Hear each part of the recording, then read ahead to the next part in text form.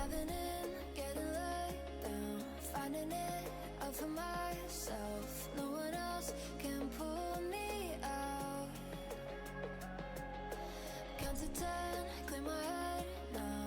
Getting up, gonna go out just to see if I still know how. I can hardly feel, but I try to pretend. I put my hand on my heart just to see if I'm human. You hold your breath just to see if you can. When you've been broken, when you've been broken, could there be an answer in the hurt that set me free? More than all these empty words that brought me to my knees. And I'm broken, but I'm hoping. And I'm broken, but I'm hoping. And I'm broken.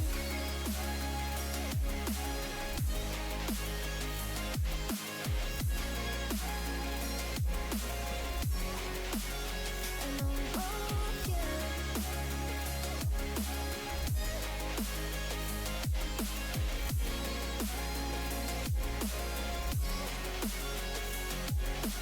Let it in, I can take it. Learn the sound of the changes. Nothing else can drown it out. Put myself in a racing, made a bet and I'll raise it, just to know that I still count. I can hardly feel, but I try to pretend. I put my hand on my heart just to see if I'm human. You hold your breath just to see if you can. When you've been broken, when you've been broken, could there be an answer in the hurt that set me free? More than all these empty words that brought me to my knees. And I'm broken, but I'm hoping. And I'm broken, but I'm hoping. And I'm broken.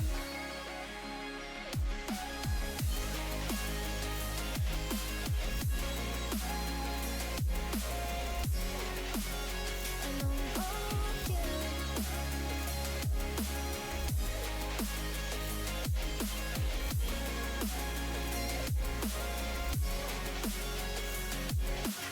Hardly feel, but I try to pretend. Put my hand on my heart to see if I'm human. Hold your breath to see if you can. You've been broken, you've been broken. Hardly feel, but I try to pretend. I put my hand on my heart just to see if I'm human.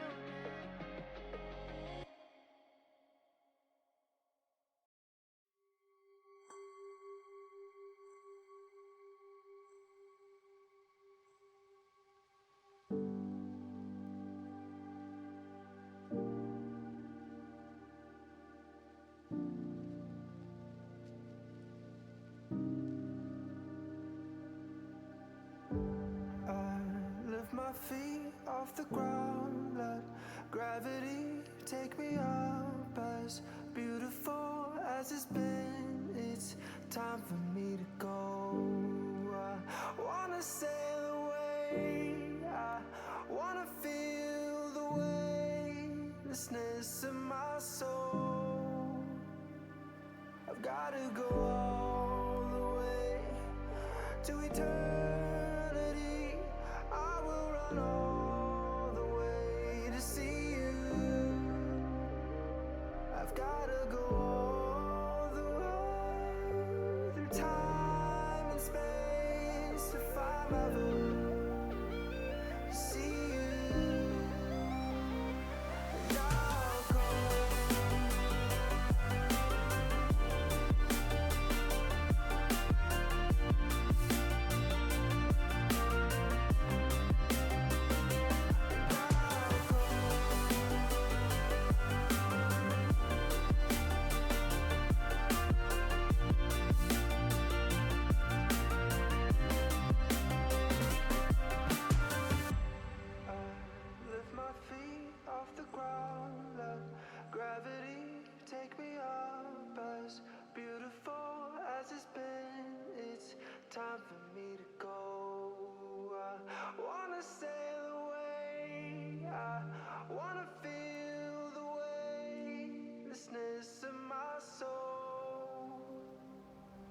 gotta go all the way to eternity.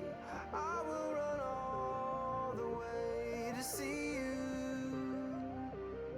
I've gotta go all the way through time and space to find my vote, to see you, and I'll go.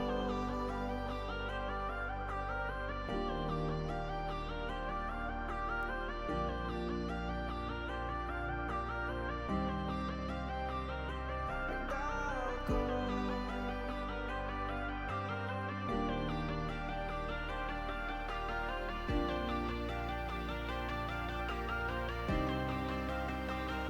And I'll go.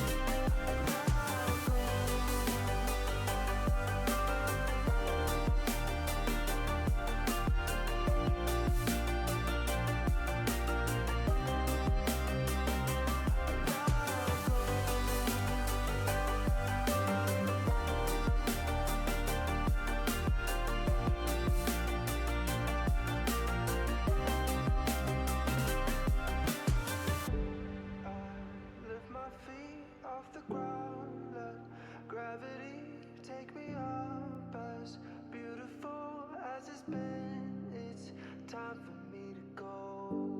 I wanna sail away, I wanna feel the weightlessness of my soul.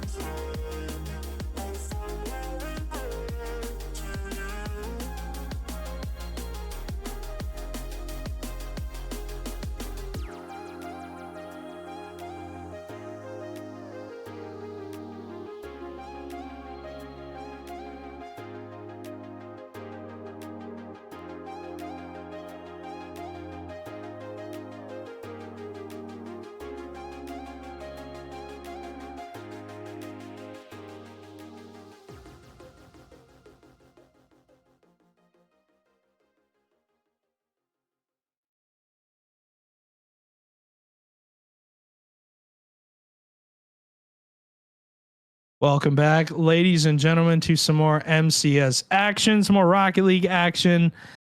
It is a beautiful Friday night, 5:56 currently on the clock. and it is a good day to watch some Rocket League. Myself, as always, I'm always here. It seems like I live here. I'm joined by Mr. Carl. Carl, a rising star player, going to cast over, I believe, your own franchise. So this will be an interesting scenario for you. But Carl, I mean, your season's going well. This team that you're going to be casting over, their season's not going the best. Yeah. I've been, in somewhat contact with the Challenger team so far this season, and yeah, I mean, 0-6. Obviously, it's no mystery. They've been struggling so far. They did get a new team. They kind of did a rehaul after the first or second week, so this is a newer team. But yeah, it hasn't been the best so far for the Inferno Challenger team. But I'm excited to cast them today. I've scrimmed them once or twice, so I've seen them play, and yeah, I'm excited to scrim them today or to cast them. Yeah, I'm excited to see what we get out of them because obviously, I believe the trade window's open. I'd have to check, but AK, do you want to pull up the season schedule for me? Not the match schedule, the format. Thank you. And yeah, I'm trying to think of what teams are going to do here because this is a scenario where we have a second trade window that opens in 2 days. I was incorrect. It's not open yet, but we're into the second split into week 4 Carl, we're on double headers every week. So you and I and even AK behind the scenes, shout out to him for pressing all the buttons. But we're on the point of the season where we're into double headers pretty much the whole time until that last week. But we're in the second split. We're having some fun for sure. But that second trade window opens up in 2 days. And yeah, we'll see what we get looking back. So far in this season, it's been up and down for a lot of these teams, especially the first 2 teams on the schedule. Both were knocked out in the first round of Major Number 1, so neither really got a ton of points. But looking at our match schedule for the evening, Burnsville Inferno and the Green Bay Knights. Surprising that Green Bay was knocked out in the first round because those are current standings, Carl. Green Bay is the 7th seed and Burnsville is the 16th seed. They're 0-6 on the season. Got to be tough for your Challenger boys. Yeah, obviously tonight looking to get that that coveted first win of the season. For them, I hope that after that first win, it kind of opens the floodgates and they'll start winning a bunch more after that. And yeah, I mean, I obviously don't watch a ton of Challenger games because I'm a Rising Star player. But it's going to be exciting to see this Knights team too. I know Juxo is on this Knights team, and I've experience with him last season, Rising Star, and just playing with him. He's a great guy. But yeah, I'm not gonna be biased during this match, even though it is my franchise. This will be a good one. So yeah, and obviously that's our first series of the night. Our second series of the night is what I'm really looking forward to. Bemidji Lumberjacks taking on the Minneapolis Miracles. Both teams technically positive. Bemidji's 3-3 on the season. Minneapolis is 4-2. That's our second series. Third series, Fargo against Des Moines. Fargo's the 3 seed. Des Moines is the 9 seed. Des Moines 2-4. Fargo's 5-1 on the season so far, having a pretty good season. Carl, you've been on the Fargo Steelhawks in the past. Obviously had success with them last season. And I mean, every time I think of you, I think of the Fargo Steelhawks. So that's kind of, I don't know, really? It just runs through my mind. It's just kind of how it is. But Omaha, 2nd seed, taking on Bloomington to round off the night. Omaha's 5-2. They got 2nd in Major Number 1. And Bloomington sitting in the 6th spot. They're 4-2. So they're right behind Omaha. They got a chance to catch them tonight. But those are our 4 matches. Should be a blast. And looking at this series upcoming, Burnsville and Green Bay should be a good one. It's 6:00. Carl, we have to get into the game very, very soon, but we have to make our picks first before we actually get into the game. And I'm curious, what is your selection? I said I'm not going to be biased, even though it is my franchise. I will pick the Green Bay Knights. Just they're a higher seed, and that's just kind of what the odds would tell me who's going to win. But I'm going to give my guys the benefit of the doubt and bring this one to Game 5. But yeah, I'm gonna go with the Green Bay Knights in Game 5, even though my boys on Inferno are. You're gonna bet against them? I hope they prove me wrong. I love all three of them. I hope they prove me wrong, but I'm just gonna go with just based on the seedings for now. Maybe I'll cop out and change my prediction halfway through. We'll see. And I don't know. I'm torn. Like you said, the Burnsville's revamped, and like we've had some time between Major 1 and now to. I mean, we've had a bit of a hiatus, so I mean, there's a chance that Green Bay could pull this out, but I'm or Burnsville could pull this out. I'm going to go with Green Bay, and I think it's going to be in 4. I'm going to stick with the team that has been the most consistent all season, and overall, I'm going to go with the team that's going to be most consistent. So we're going to go ahead and get these guys into the game, as game number 1 is about to kick off for a best of 5. Best of 7s are behind us from Major number 1, and I think it's going to be a good one. We'll see what we get. Good luck. Good luck. Have fun to both these teams. Yep. For Green Bay, you have Risser, Pillow, and Juxo. Full roster for them. Flare, Aqua, and Bendy Straw for the Burnsville Inferno. Full rosters on both sides. So we'll see what we get out of these two teams, as Risser has a long clear down the field. And who scores first? That's the thing. These game ones are often decided on who scores first, because then really, Carl, the floodgates kind of open. Yep. And the one thing I do know from, like I said, I scrimmed this Burnsville Challenger team once or twice so far this season. Aqua, who is he's the best player on the team for sure. He's a very mechanical player, so I wouldn't be surprised if the first goal of this game was, an Aqua solo play or an outplay, because that's what he does best. And obviously Bendy and Flair, great support players, as the Inferno trying to put some early pressure on the orange side. A big bang down on the blue side as it's passed down. Aqua getting a great save and trying to stay with it up to the corner there. Is out of boost. Bendy Straw looking to get a 50 there and does. Juxo pops it back up. A great demo there as Aqua has to come in and make a heroic save. Pillow trying to put this back into the mid, but all the blue players just watching that net as a big bang almost goes in, and it does. The follow-up from Flair as Inferno does find the first goal in game 1, takes a 1-0 lead. Yeah, as that's a monster clear down the field. Nobody really from Green Bay willing to commit to that, and as a result, you do not see contact from anybody on the Knights side. Nobody willing to go and make a challenge on the ball, and that I think is not going to fare well with them, because you can't just leave holes like that in your defense for teams that don't need any sort of push forward. I mean, if you are the Inferno, you're right now at, not saying rock bottom, Carl, because I don't want to diss your franchise, but you're looking for your first win of the season. I mean, yep. A team that's positive is the team you really want to beat. And if you're the team that's positive in this scenario, you really don't want to shed any light towards their side of the tunnel. But that's a good pass down middle. Pillow with the shot. I am blinded by that goal explosion. Yep, a quick retaliation here from the Knights to tie this game up. Not sure if there was some miscommunication there in the Inferno net.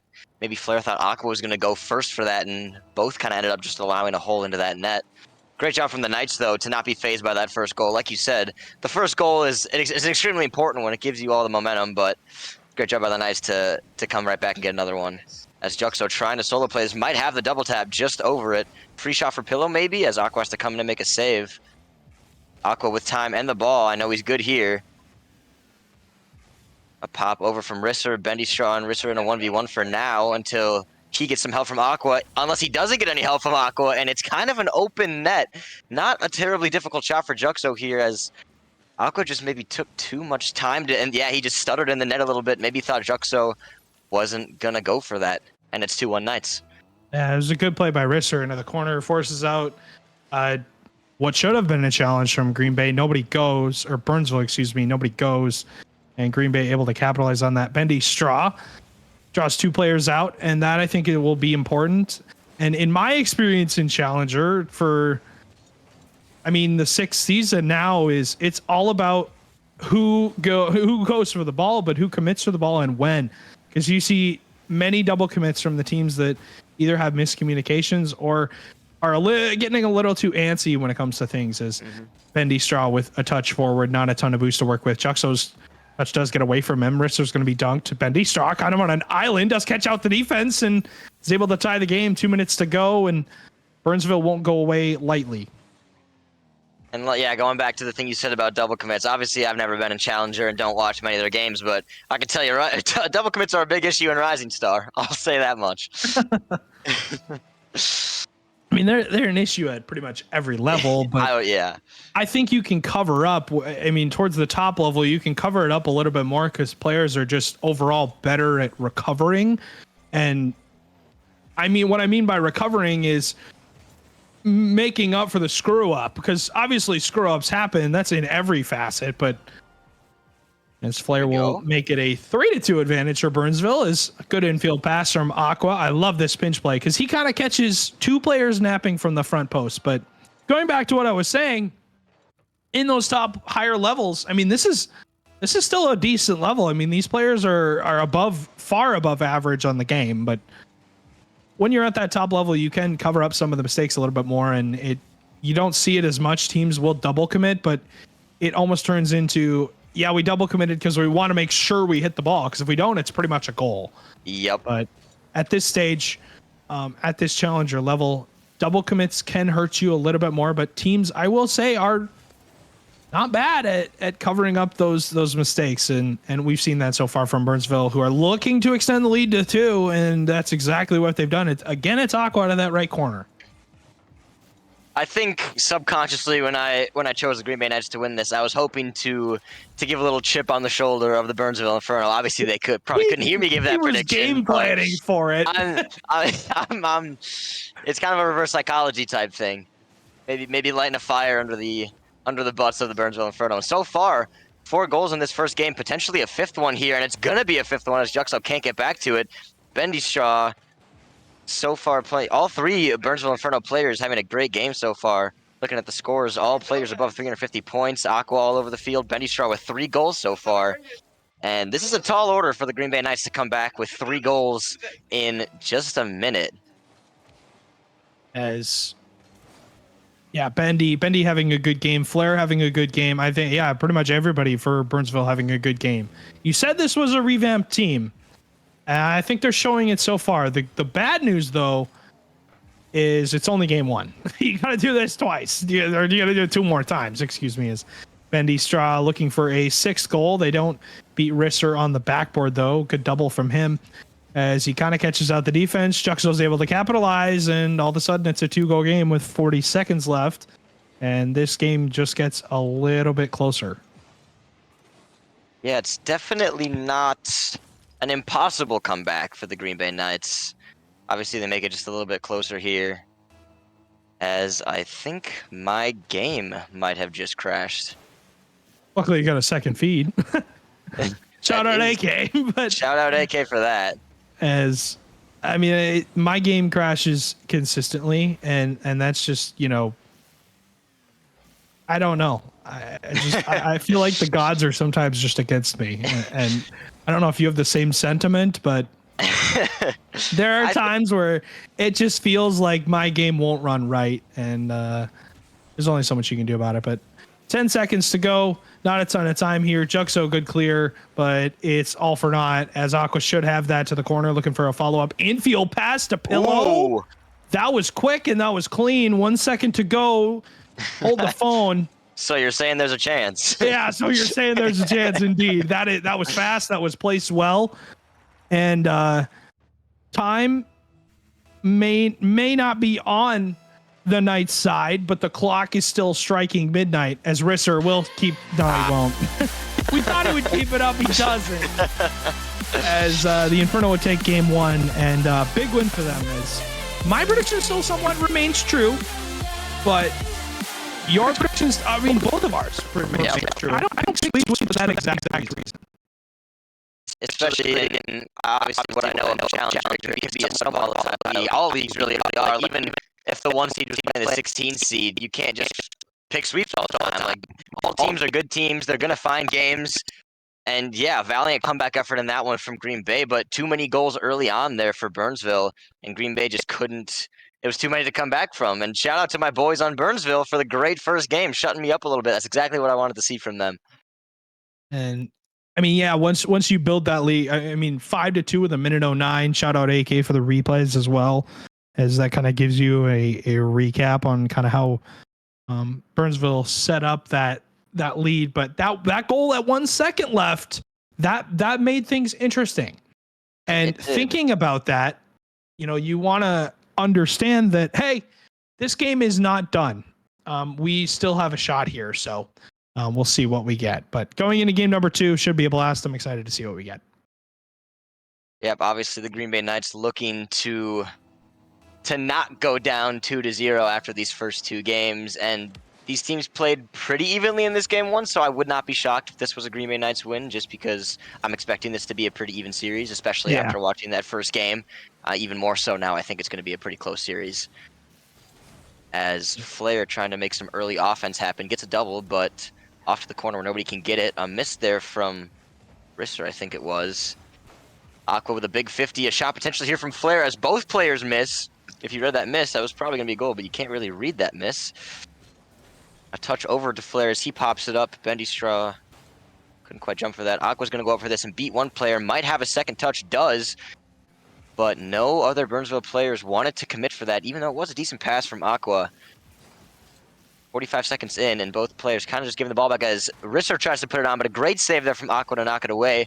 Juxuk trying to keep the pressure on, and a big clear down from Blue. Risser on the sidewall does go missing. Flair was a little late to the ball, and I think Risser was expecting him to just beat him flat out. That didn't happen. It's Juxo and Risser double commit.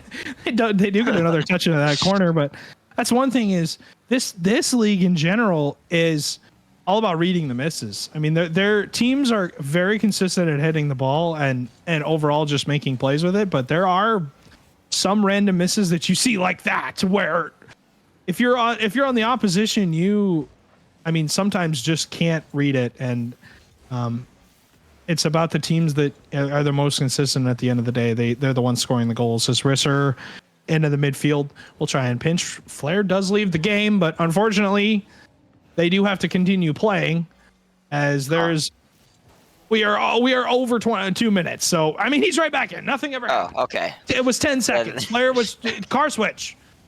He didn't change his car. That was a lie. I was gonna even if he did a mid-game car switch would be a bold strategy from Flair. I mean, I've seen teams do it. Carl, you would be surprised. Teams do it on replays all the time, and it is a ballsy thing because you're just asking to try, to get scored on the kickoff. But hey, if it works, it works. Nothing really happened. But that was just during the live game. Middle of the game. Even ballsier. Your really team's playing defense. All right, I'm out. I'm changing cars. See ya. You gotta trust your teammates a lot to be. Oh wow, is that in? It's posted out. Oh, that is post. Unfortunate. I thought that was going to be a good pinch goal from Flair there as he tries to put it back to the middle. Ooh. Good. Some good pressure here from the Burnsville Inferno. Bendy going to have to go for this. Gets a decent 50, makes one player go missing on it. Both the last 2 players on Green Bay go missing as Flair pops this up for Aqua, who is mechanical, is maybe going to fake that flip reset and leave it for Bendy. Good choice there. Risser trying to get this down. Juxo didn't think Flair was going to go maybe and kind of got just clean beat there. 3 minutes down from this game and no goals at all, Stewie. Yeah.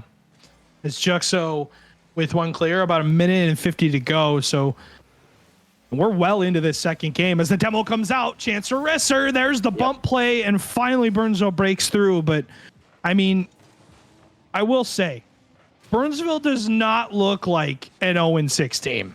No. I mean, even giving up a goal there, they don't look like a team that should be 0-6. And I mean, they're playing a pretty darn good game here as Green Bay will take the lead right off the kickoff, though. They do win it to that side. Akko does get the boost, the man that you want on the ball if you're a Burnsville Inferno fan, but Risser's not able to make any contact on that sidewall touch. Double commits, puts Bendy Straw in a difficult spot here as Flair has nothing and Pill is able to make the read. I gotta see this replay. Was this as impressive as I thought it was? Yes, it. Wow. What an angle from Pillow there. Just sneaks it in. Whoever was in net for Burnsville thought there was absolutely no way Pillow was putting that on net. and he does, and that's just an incredible shot to make this 2-0. I mean, at this rate, it's looking like this game is going to be Green Bay's to win. Burnsville just hasn't been able to find the back of the net or too much threatening offense so far in this game. Bendy Straw gonna take it slow in front of his own net. Maybe has to take a 50 here as Flair joins him. Aqua going for a solo Flair, pre-jumping, maybe going for a bump, and he gets it. That's an excellent awareness bump from Flair as Aqua had the free air dribble into the net. I mean, I said at this rate, but that's a quick goal there from Burnsville. That's exactly what they needed. As Flair absolutely rails Risser and completely takes him out of the frame there. Got some in half is 107 to go. This is completely doable if you're the Burnsville Inferno. Should pop sidewall here. Risser is going to get dunked. Flair double commit from him and Aqua, but Aqua saves a lot of his boost. Great infield from Bendy Straw. Aqua's there, but he doesn't make contact. I think if he does there, he likely scores, but isn't able to get any contact on it as sidewall touch from Risser gets away.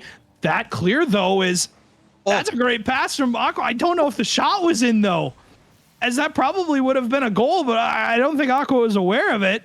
And as a result, they're still down by 1 with 30 seconds to go. Good pop over 1. Risser's on the sidewall, though. He should have this touch, and he does. And that resets all of the offense for Burnsville, as that's a great pass downfield. Flair's able to get a dunk, but nobody's close.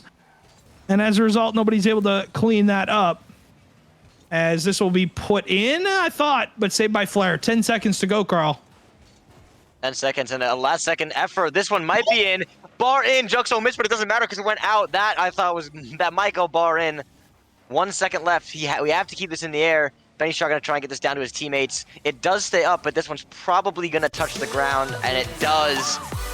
The victory there from the Knights. It did get dicey there at the end. That Juxo miss on the goal line I thought might come back to bite him, but it just barely was to the left and didn't fall in. That's an unfortunate loss for Inferno, but like I said, I expected this to be a close series, and the Knights tie it up at 1.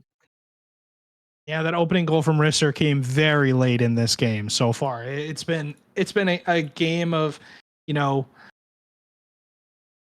overall just I mean, the first game was a lot high scoring. The second game wasn't so much so, but it's been late goals so far for this second game. But even after, it could be, a team of necessarily a series, of who scores last. But I think if you're the Inferno, you are still confident in what you did at the end of that game. You threw everything you had, and that touch from Aqua at the very end was a little bit sketchy for me, because it felt like that was going in, but he didn't know it was going in, and he wanted to pass it down to his teammates.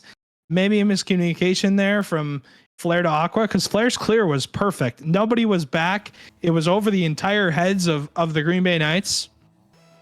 And if you're the Knights, you take that all day. I mean, absolutely. At the end of the day, go ahead. At the end of the day, if you're happy for it. I was gonna say, yeah, and if you're either Bendy Straw or Flair there, and that ball was going in at the very end, like you said, a miscommunication, you gotta tell Aqua that it's in, because from his angle, he has absolutely zero clue, and he probably feels like he has to make a touch. So yeah, you're right. Maybe some miscommunication there at the end of that one. But even so, if I'm on this Challenger Burnsville Inferno team, I'm overall happy with how it's going so far. It's 1-1.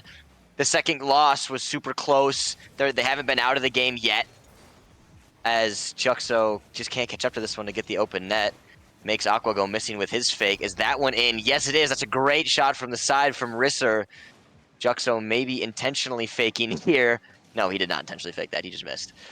But it was a fake. It was a fake. Totally fake. Risser with the awareness to put that on net, and the Knights take an early 1-0 lead. Inferno has to look for a quick retaliation. And yeah, I think if you're honestly, I think if you're Green Bay, you're supposed to be winning this. You're supposed to be winning this, but at the same time, I think you're happy overall with how you've played as well. But if you're Green Bay, you're super happy because, 0-5 to 0-6 to start the season, to get your first win here towards the latter half of the season is where you want to be winning games. Later on is where you want to be winning games, because that's how you get the points. And when you win those majors, when you accrue the points later on in the season, that's how you punch your ticket to LAN. And Major 2 just worth so many points. You could almost lose the entire season during the regular season and win the second major and be completely fine. That's how impactful it is. So you're right. Getting your stride toward the second half of the season, getting some momentum into that second major is everything in this league. And I don't know if you've been watching the FIFA E World Cup Rocket League that's been going on the past couple of days, but they have an interesting format that I think MCS should possibly entertain, where teams play best of threes, and it's a lot more games. You're playing, each team in your group twice, and you're getting 1 point for, every win that you get. But if you draw, you're only getting 1 point. And if you win both games out of the best of three, you get 3 points. And that's huge, because it really gives you, a lot more points in general. But I think overall I think MCS should entertain that, because a lot of people are liking that format, and I think it's a pretty cool format overall, just watching the past couple of days. But that tournament going on for, I think, a couple more days. It lasts till the 8th, so you got time to check that out. But it's a super cool format. So yeah, overall, I think it's something MCS could think about. But overall, these majors, you can only play so many, double elimination, Swiss into double elimination brackets, or Swiss into single elimination brackets before it gets kind of, stale. But I think overall, this season has been going by so quickly, Carl. It's weird to think about that we're into week 4 and we've already played, my team's already played 7 matches together.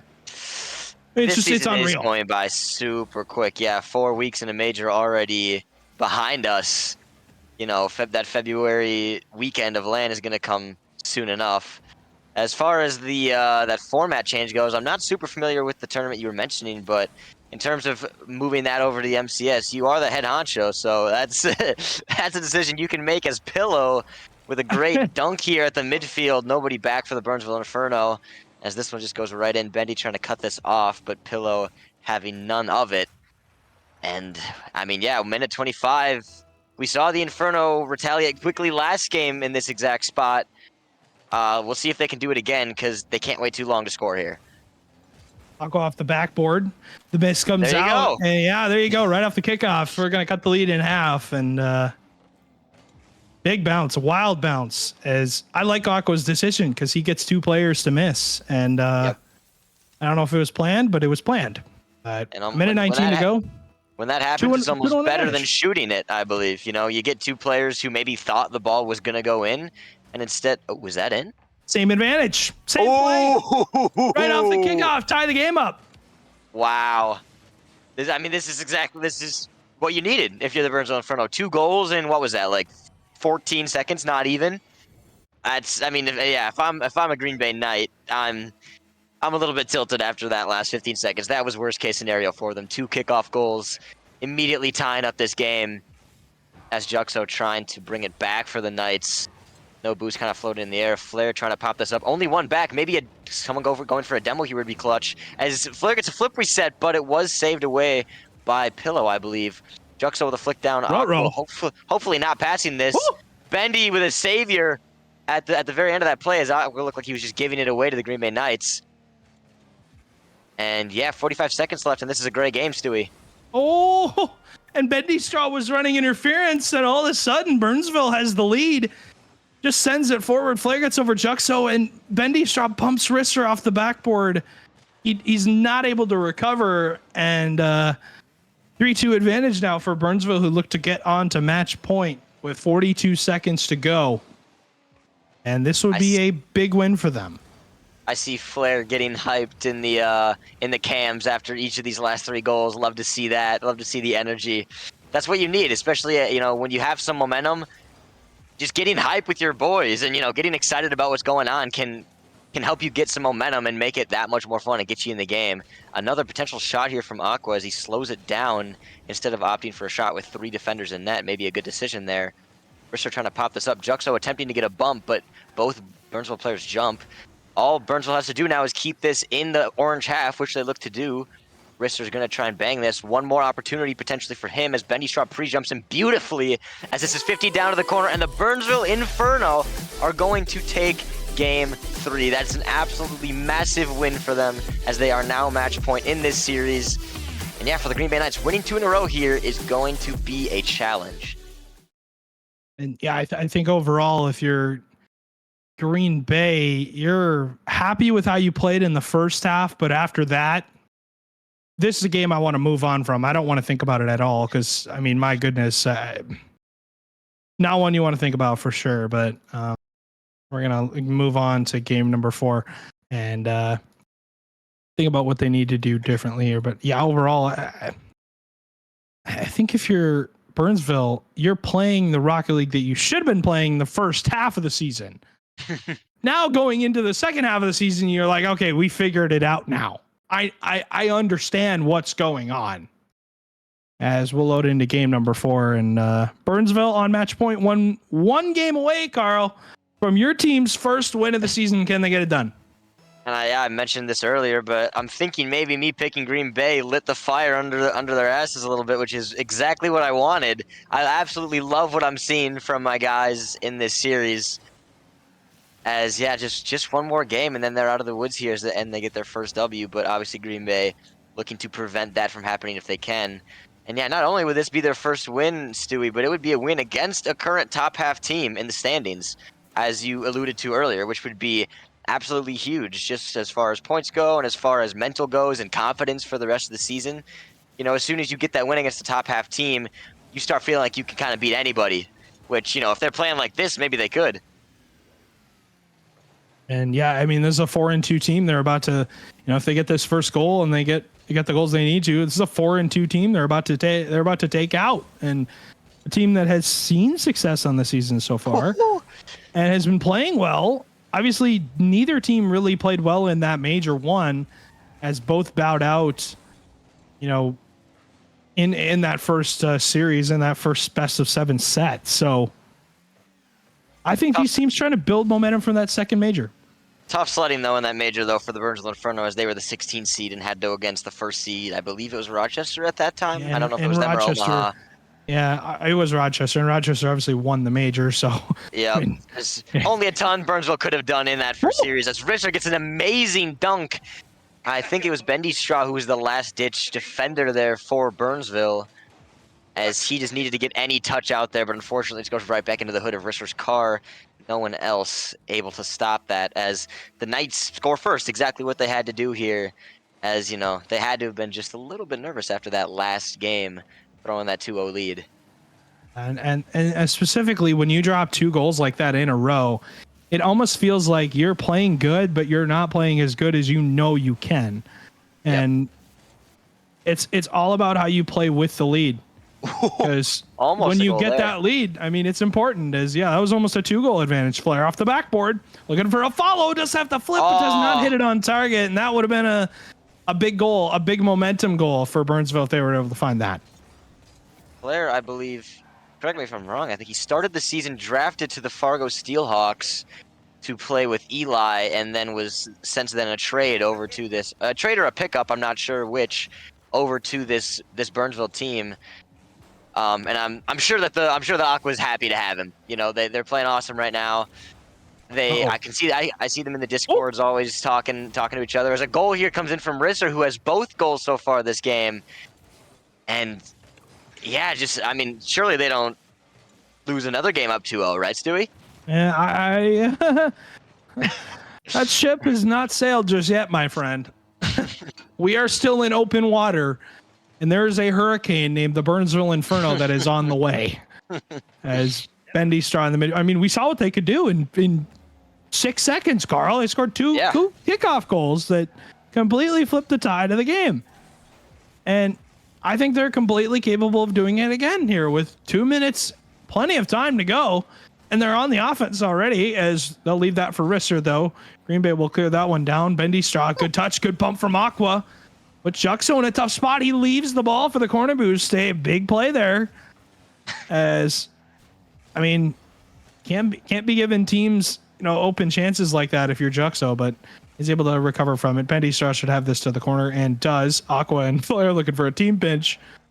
Good luck, my friends. Is a minute 50 still left to go, Carl. Burnsville searching for their first goal. And yeah, last game they came back as this is going to be 3-0. This one's looking like it's getting out of hand. Last game they had hardly any time to come back, and they scored just a bunch of goals in a row. This time, at the time that it was 2-0, had almost half the game or more to come back. But different story here in game 3 as it game 4, excuse me, as it looks like a comeback might not be happening for the Burnsville Inferno. The Knights just really do have to take control here and not do anything stupid is really all they have to do. Wow, almost an insane shot from Risser. Turned out to be a pass that none of the Knights could finish. Risser kind of just everywhere on the pitch in this game. Scoring goals, making passes. You know, he is their first rounder, so that is what you would expect from him. As that is an insane goal from Flair. I'm not even sure what happened. I'm going to have to look at the replay here.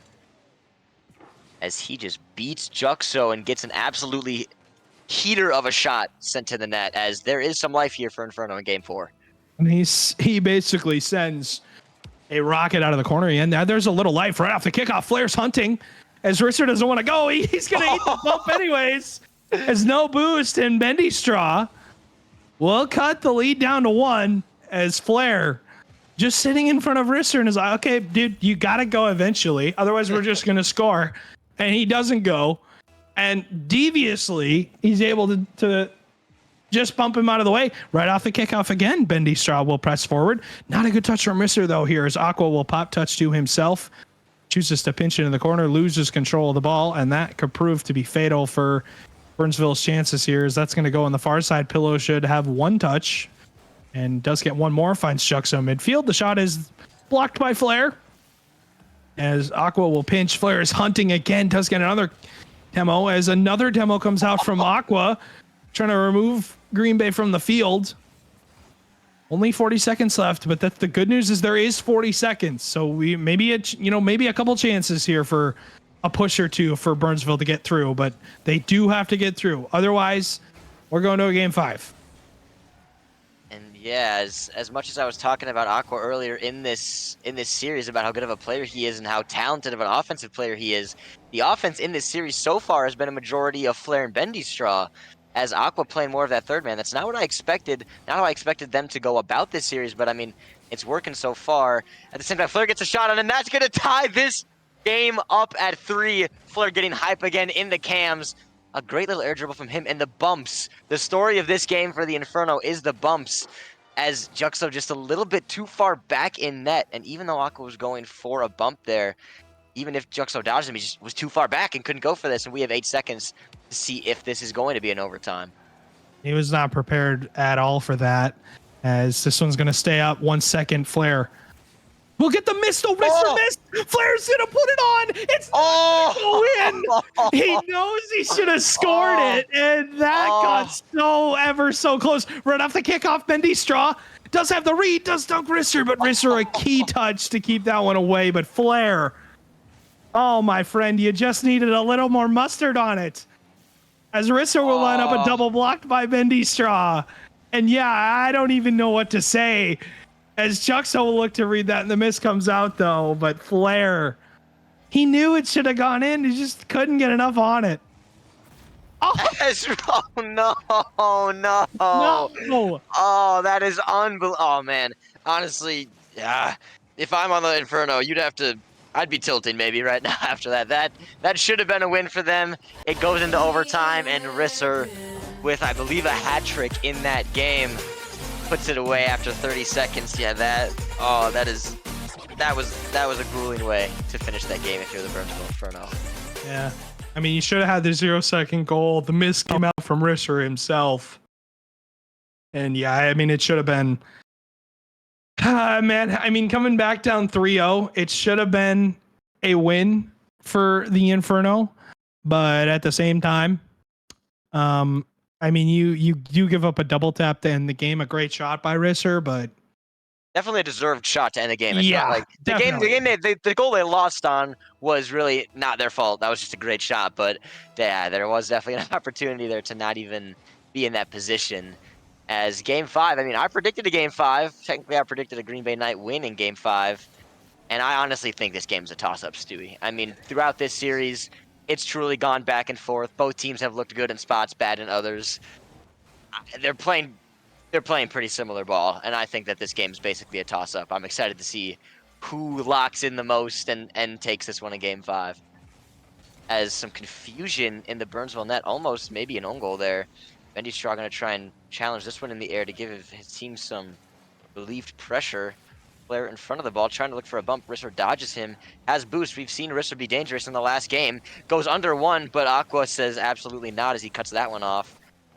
And in this game, I really want to see Aqua play some offense that I know he can play. I've seen him make some pretty ridiculous shots over the last month.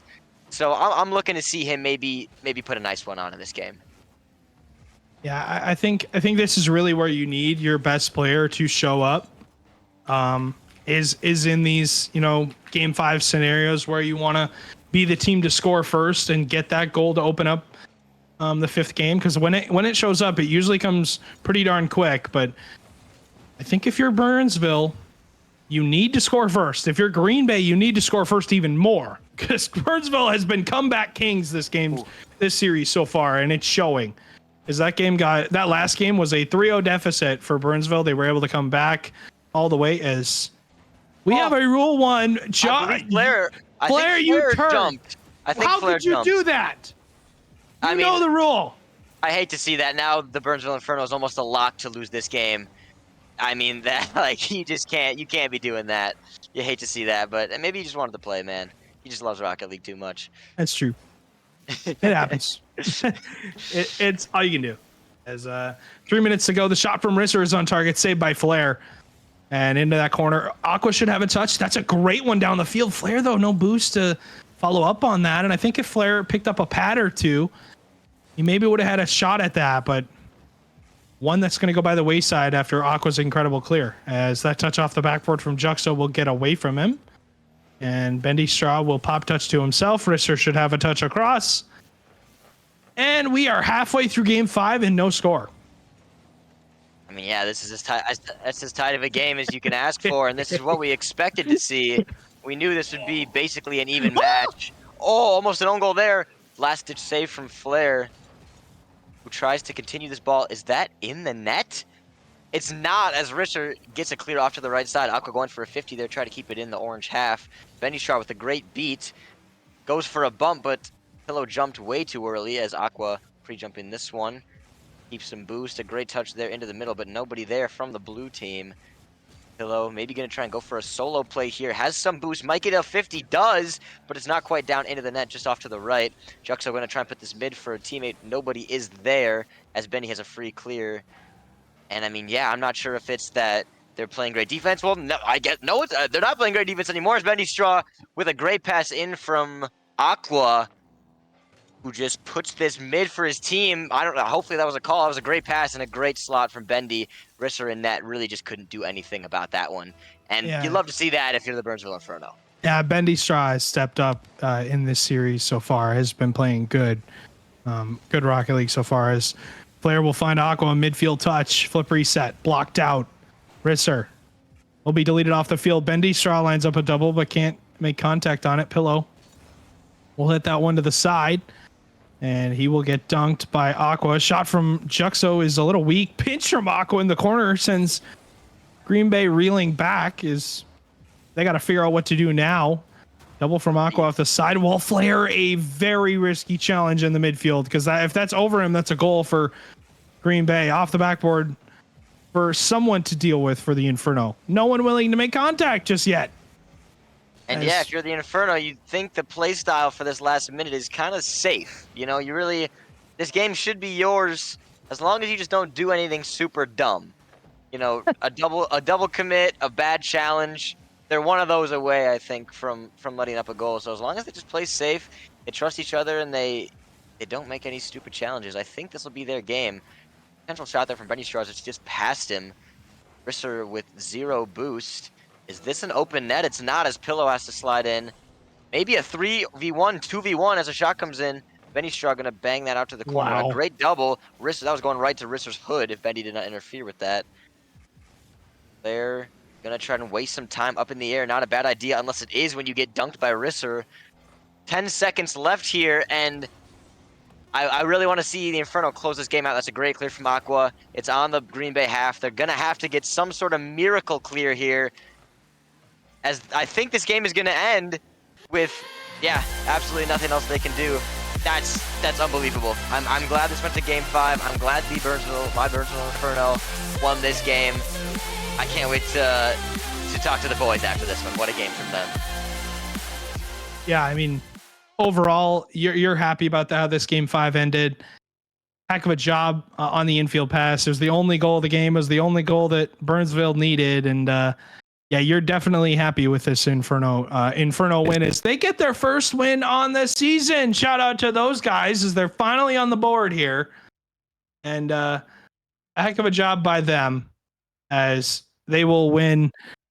Overall, they'll win their first of the season and move to 1-6. And now, what I say, I hate to say 1-6 is still bad, but it's not totally what you want, Carl. But at the same time, 1-6, you're pretty darn happy with how you're able to take that win. But yeah, I'm happy for better him. than 0-6. That's 1-6 right. is better than 0-6. That's completely right, my we friend. were 30 minutes ago, so this was an excellent showing from Burnsville. I think they got another game, I assume, right after this at some point tonight. Going 2-0 tonight would be pretty sweet for them, as that gives them some real confidence going forward into coming weeks. And yeah, I mean, I think confidence is key there because they just took down a team that was 4-2. And Green Bay was sitting. I mean, now they're sitting at still the 7 seed. They're 4-3. They're at 20 points. You're taking down a team in the top 8. And at the end of the day, Carl, yep, you know it gets you to land top 8. So yes, it does. You're beating teams that are in the top 8. All you can ask for. I mean, that's where you're wanting your wins to come in. And now, I myself don't, I see it as the equivalent of a preliminary win, a win where you're sort of like a win that you pretty much need to stay on top of things. But yep. And hopefully this win opens up the floodgates a little bit, as I mentioned earlier. Maybe they can stack some wins on top of this. And yeah, Green Bay, obviously, it's never fun to lose to the current last place team in the standings. But I wouldn't even put this game as a Green Bay fault. I would just say that Burnsville really came to play today. They found a strategy that works for them with this new team that's only been together for a few weeks, I believe, 2 to 3 weeks. But yeah, Green Bay going to look in their second game today to get back in the win column for sure. Yeah. And that was only our first series. And I think it was one that definitely delivered. I mean, heck yeah. I mean, Game 5, that's all you can ask for at the end of the day. Yeah, I mean, for sure. And the Burnsville Inferno getting a win. Your franchise on the board for the wins column so far. But when we come back, this is one you're going to like. Bemidji Lumberjacks taking on the Minneapolis Miracles. Those two teams going to do battle. You have got the 8-seeded Bemidji Lumberjacks taking on the 5-seeded Minneapolis Miracles. Don't go anywhere. That match is up next.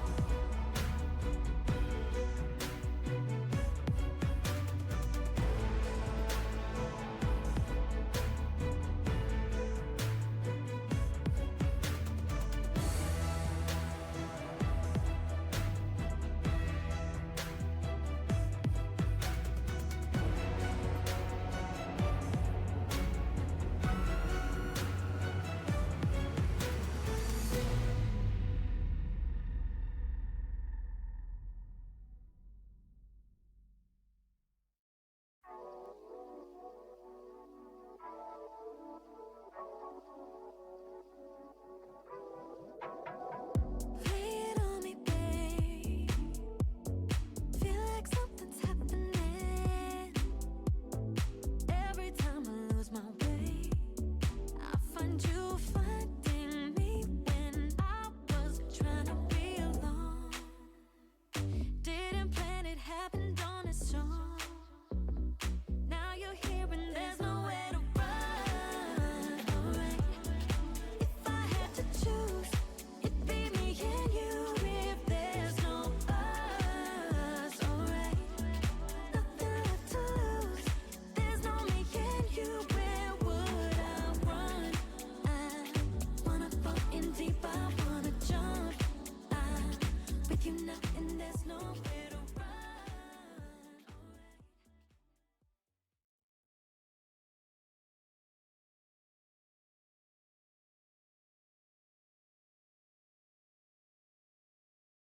Welcome back, ladies and gentlemen, to some more MCS action. I'm excited for this because this is our next series of the night. Should be a blast. Thank you so much for joining us for the first series of the night, because that one was a pretty darn good one. Obviously, the Burnsville Inferno taking on the Green Bay Knights. Burnsville winning their first series of the night. They were 0-6. Now they're 1-6. So yeah, big win for them. But Carl's still joining me for this next series. And Carl, your team just got their first win of the season. These two teams that are coming up next, if we look at the schedule, are no stranger to winning. Yeah, in this next one, we got the current 5th seed Miracles going up against the current 8th seed Lumberjacks. That's 2 top half teams in this Challenger League. Like you said, 2 teams that are super used to winning so far in this season. And yeah, I don't know if we're going to be able to top that last series. It went down to game 5. They were close games, but these are 2 great teams we got coming up here. So we'll see if they can give us as an exciting of a series as we just saw. And yeah, I mean, I'm excited overall, but this is only our second series of the night, so it's going to be a good one overall. But we're gonna get right into it, get in as quick as we possibly can, as these teams are waiting. It's 6:52, so we need to get going. But yeah, I think overall this is going to be a good one. Should be a blast, but yeah, I'm excited to see what we get here between the Lumberjacks and the Miracles. But yeah, it should be a blast. And obviously, starting lineups are on your screen. Don't forget to reset the scores, AK. Yes, obviously. Yeah, obviously we're getting into this. Obviously, with the first series being, game 5, we're getting into this next series as quick as possible. But I think I'm ready to make my pick. And I'd love to hear it. I think it should be, for me, I think if I had to pick, I am going to go with the Lumberjacks. I feel like the Lumberjacks are the team that should win here. In my opinion, they should. And I'm kind of glad you said that, because I knew from the get-go that my pick here was going to be the Miracles. So I'm glad we kind of get to butt heads a little bit. I've seen Power play a lot. I know the kind of winner that CTN is. And they're the higher seed. And I'm not only picking because of that, obviously, but I'm going to go with the Minneapolis Miracles in this one. I think this will be a game 4, game 5 again. I'm gonna say game 5 to speak it into existence, because those are the most fun, and hopefully that's what happens. But yeah, we'll see which one of us is correct as we get going here. As this one kicking off, Power of Friendship for sure. Hotspots there as Barry will pop touch to himself. Looks for a double right away off the backboard, shut down by Whitlock. And Whitlock, CT Nivlak, and I believe it is Mr. 22 Power indeed. And that's exactly who it is. As Barry Thermal and Hotspots for the side of the Lumberjacks. But these 2 teams, somewhat middle of the pack this season so far.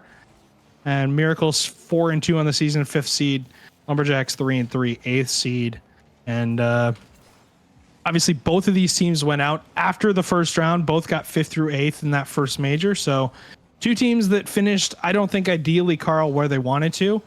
And you've got top level talent on both sides that I think would serve better getting a higher placement in these tournaments. But CT looking for a double off the backboard, does find a pass to Whitlock. Shot is right at Hotspots, but Power has the follow-up, and it's placed well. This, I think, was avoidable. Barry, the ball kind of went right at him here, and he's just underneath it and opted not to jump. Maybe he thought there wouldn't be an offensive player coming to shoot it. But I think that goal was avoidable for the Lumberjacks, as the Minneapolis Miracles strike first. And as a rising star player myself, really the only 2 players I'm familiar with in this lobby is CTN, who obviously played in that league last season, and 22 Power, who is pretty active in AK's homie server. Shout out homies. But everybody else in this lobby, I've really not seen play too much. Whitlock, I don't think I've ever seen play, and he's the top guy on this Minneapolis team. As Power, aforementioned Power, puts in another one, which is going to be 2-0 for the Miracles. Thermal maybe taking too wide of a rotation there. Maybe it's looking like these Lumberjacks just aren't expecting shots at all, which is peculiar because the ball is in front of their net often. We'll see if they can get another quick retaliation here. Yeah, and I think overall it should be a good one. But yeah, I think if you're on the side of the Lumberjacks, you're not necessarily happy with your start. I think you're happier with you know how you. Wow. I think for the Miracles, you're happy with how you're playing so far. Yeah. Give fist pounds all around, guys. That's all they're doing. They're giving it. They're just giving it to each other. This is beautiful Rocket League. My prediction looking good early on. I was incorrect last time, but we both were incorrect for the last series. But yeah, Minneapolis just unrelenting offense so far in this first game. I wouldn't say the shots they're putting on are, that insane. They're just not being saved currently by the Lumberjacks, who I think will improve on the defensive end as this series goes on. The first game, especially if these two teams haven't played each other yet, can be a feel-out game sometime, just to kind of get used to the other team, see what they want to do. But so far, yeah, just some defensive breakdowns from Bemidji, as Hotspots was going to go for this, but a crappy bounce for him, as Thermal trying to get up and get a touch can't happen, and another free goal. Like, an uncontested shot. Fist bumps. Really? Fist bumps, guys. I mean, yeah, 2 players in net for Bemidji. No one wants to go, and another easy goal. Dare I say easy goal for this Miracles to make it 4-0. I mean, like, you want to like think of like what the Lumberjacks could do here for strategy, but what strategy is there? Wow. Yeah. Laugh it up for the own goal. Yeah, fist bumps, guys. Fist bumps. Yes. Fist Making bumps your for the own opponent goal. They is know. a great strategy. I mean, they know that they're literally they're like, okay, whatever. I mean, we're fist bumps for goals. 4-1. Lumberjacks are able to get one back there off the own goal from CT, but it was a good shot from Barry regardless. But overall, I think the Lumberjacks, I don't really know what strategy change you make. I think you just, try and do your best as far as, the plays go. Whitlock almost own goals, but does get pumped into the ball and sent flying. And we're kind of in the season of giving. We're close, Carl. So you figure the own goal was just an early Christmas present from the Miracles sent to the Lumberjacks. But game number 1, 2 minutes to go. A lot of time for the Lumberjacks to maybe get back into this one. But the blue side not doing as well as I think they thought they could have overall in this first game. And you mentioned you weren't too sure what strategies they could implement to better their odds in this game 1. I think I have a decent idea. Earlier challenges on the defensive side, most or not all of the Minneapolis goals so far have been due to just nobody on Bemidji putting a hand up.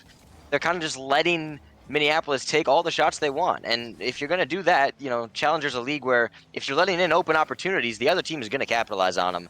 So I think getting hands up and just challenging earlier on the defensive end hopefully is the change that Bemidji makes in game 2, as, really no hand to be put up there as no defender was back. But again, just an open, uncontested net here for Whitlock. Nobody back from Bemidji to clear this out. Some major changes, I think, on defense need to be made going into game 2 for Bemidji.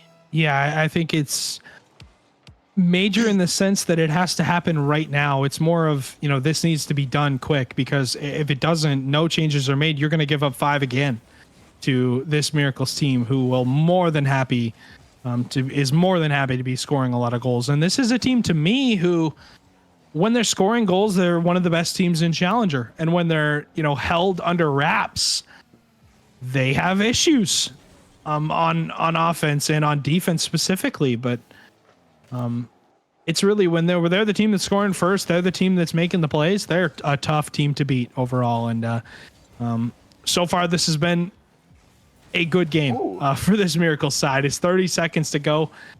I hope if you're a Lumberjacks fan, stick around, guys, because it's only game 1. Yeah, I have absolutely no doubt in my mind that this will be the biggest blowout of this series. I'm completely confident in the Bemidji Lumberjacks to make the next X amount of games a lot closer and give the Minneapolis Miracles a better run for their money. Again, this may have just been a feel-out game. First games can often just be kind of blowouts because the teams aren't familiar with each other. They're not sure how to defend each other. But yeah, a dominant game 1 here for the Miracles. I think it was more that this Miracles team just got such a hot start. 790 points from Power, and they're all rocking the Power of Friendship tag. I love it. I love the fist bumps. And I've seen teams like this that, past Bemidji teams that play well when it comes to having a good mentality. They have a good season. And overall, the teams that have a good mentality and take that into every single series they play, they're the teams that make it the farthest at the end of the day. They're the ones that, they get to land. They get the matches where you're playing for the big win at the end of the day. Going into this game too, we'll see what we get out of the Lumberjacks specifically, because things have got to change. Like you said, we're due for a schedule change here for the Lumberjacks when it comes to how they're going to win this series. Yep. Huh? Shout out Zoms. Yeah, thank you, AK, for that information. Minneapolis did lose their first series of the night against a subbing up. Do you know what franchise Zoms is on? Rochester? Or is he on Brainerd? Brainerd. He's on Brainerd. Okay. He's on Brainerd. So Brainerd did win their first series against Minneapolis of the night. So Minneapolis is technically coming off of a loss, and Brainerd was using a sub up. Shout out Zoms, regular caster here on the channel. But Carl, game 2 is on tap. Yeah, and I mean, I was gonna say before AK gave us a piece of information how big of a game this is for both franchises, because if you're the 5 seed Miracles, a win here might propel you into that top 4, that coveted top 4 position, which especially in the majors and going into LAN, like that's a really, really nice spot to be in. And for the Bemidji Lumberjacks sitting at the 8 seed, a win here might give you the momentum you need to jump into that top 5, 6, 7 area in which you can set yourself up to go to that top 4. And, obviously a loss here might drop them out of the top 8 and down to 9 or 10. So a huge series for both of these teams. As you just said, Minneapolis coming off of a loss earlier tonight to Brainerd. I'm not too sure where Brainerd's at in the standings. If AK could share that, that would be helpful. But yeah, that'd be great, AK. Yeah, tell us. Oh, okay. Okay. Brainerd second from the bottom, as he says. So a pretty big. Actually, that's a huge upset. That means for Brainerd taking down Minneapolis, especially with a sub. Maybe Zoms going to challenger confirmed after that one. The trade is being made. There's 2 days left until the trade window. Zoms to Chal, confirm it. Yeah, but he's going to become he's going to become the premier sub up, Carl. Next thing you know, he's in premier. He's winning. He's winning premier matches for Brainerd. Bryant, you know what to do. Here, you know what to do. You know what move needs to be made there, buddy. And that's sending you down to Chow and promoting Zoms up. I still own Zoms either way, so it doesn't really matter there. I'm just kidding. But yeah, Minneapolis looking to get back on track after that last series that we found out that they had. So far, halfway through this game, not a ton happening. Both teams kind of just hitting the ball away. Nobody making any super threatening plays early on. Taking a look at the scoreboard so far, really nothing to note from either team. Thermal going to try and slow this down. Popping over one, gets the recovery to get a touch to a teammate looking for a pass, who then goes for a bump. Whitlock taking this one to the skies, maybe trying to look for a double tap. Does get it. Power's there to get another touch, but Barry with an excellent challenge. CTN with a somewhat dangerous 50 that goes back middle for Thermal. Barry trying to get a pinch out mid to Hotspots, who has to retreat due to a CTN push here. Thermal has to come back and save it. Thermal has to come back and save it again, as this might be an open net. This one could be falling right in. Oh, just off the post. Hotspots putting a shot on, and Whitlock saving that away. Almost an opportunity there for the Bemidji Lumberjacks. Yeah. And that one got really close here. Minute 40 to go. Thermal with the shot towards the net. CT does miss contact on it. Thermal's going to turn mid, try and pass it up. Hotspots is there. That gets away from him. As Barry will go into that corner. Hotspots will leave it. And we'll go for the bump. Won't make contact. Thermal. Sidewall. Great first touch, but his follow-up is not where he wanted it to be in Thermal. Coming off of a season last season where Mainland got second place, was on that Chicago jungle that made a miracle run, ended up losing to the eventual champion, Mankato Atlas, now the Winnipeg Atlas. But had a good last season, wants to return to that LAN, series at LAN Grand Final and hopefully bring it home this time. And like I said, I'm not too familiar with Thermal, Barry, or Hotspots, to be completely honest, in terms of prior seasons or teammates or play styles or anything like that. But yeah, got second last year Atlantis. That's a shot, a great post-in shot from Barry. Finally, one of these teams scores with 40 seconds left. The Midgey Lumberjacks putting themselves in an excellent position to win this game. A great 50 down to Barry, post in, and I think that was Whitlock who just couldn't find a way to make the save. That awkward post in contact just messed him up there a little bit, I think. As 40 seconds of defense will give the Midgey this win and tie the series up at 1. And Barry, a player who has seen land experience in Challenger way back, not way back, kind of back in season 8. Played for the Mankato Atlas, I believe, now the Winnipeg Atlas. So a lot of history between these two teams. I don't actually know anything about the name changes to Winnipeg and Kansas City. Do you want to? Obviously, Mankato switched to Winnipeg. We wanted to, obviously we allow players from Canada to play, so we wanted to give a little bit of representation for that side of the country. But also Kansas City, obviously we wanted more of a Midwest presence, rather than having a Minnesota name. So we wanted to expand kind of to more of the Midwest. So really gives us more of a reach out to obviously Kansas City. But that makes sense. I don't like the Chiefs. That's not the decision behind it. Never the decision behind it. I don't either. I don't like the Chiefs. I don't think a lot of the world likes the Chiefs, besides Chiefs fans. Chiefs fans might be it that like the Chiefs. I think that's it. I think the world would be better off if the Chiefs didn't exist. So. Ooh. Bold take, but I don't hate it. I do not hate that. I mean, what can you say? I mean, coming from a Vikings fan, that is just coming from jealousy and copium. Think about it this way. They have had a pretty darn good team the past couple of seasons. I will say, though, last season, they should not have won the Super Bowl. Nope. And I think a lot of the world would agree with me. And even this season, they are not having the greatest season in general. You look at their quarterback this season, and he's having about the same season as Jameis Winston is. So, gotta love my boy Jameis Winston. Gotta love Jameis Winston. Shout out to him, man. Swallowing the W is what he's doing. But we'll see which of these teams gets to swallow a W here. Miracles and Lumberjacks knotted up at 1 game apiece. As decider game on tap.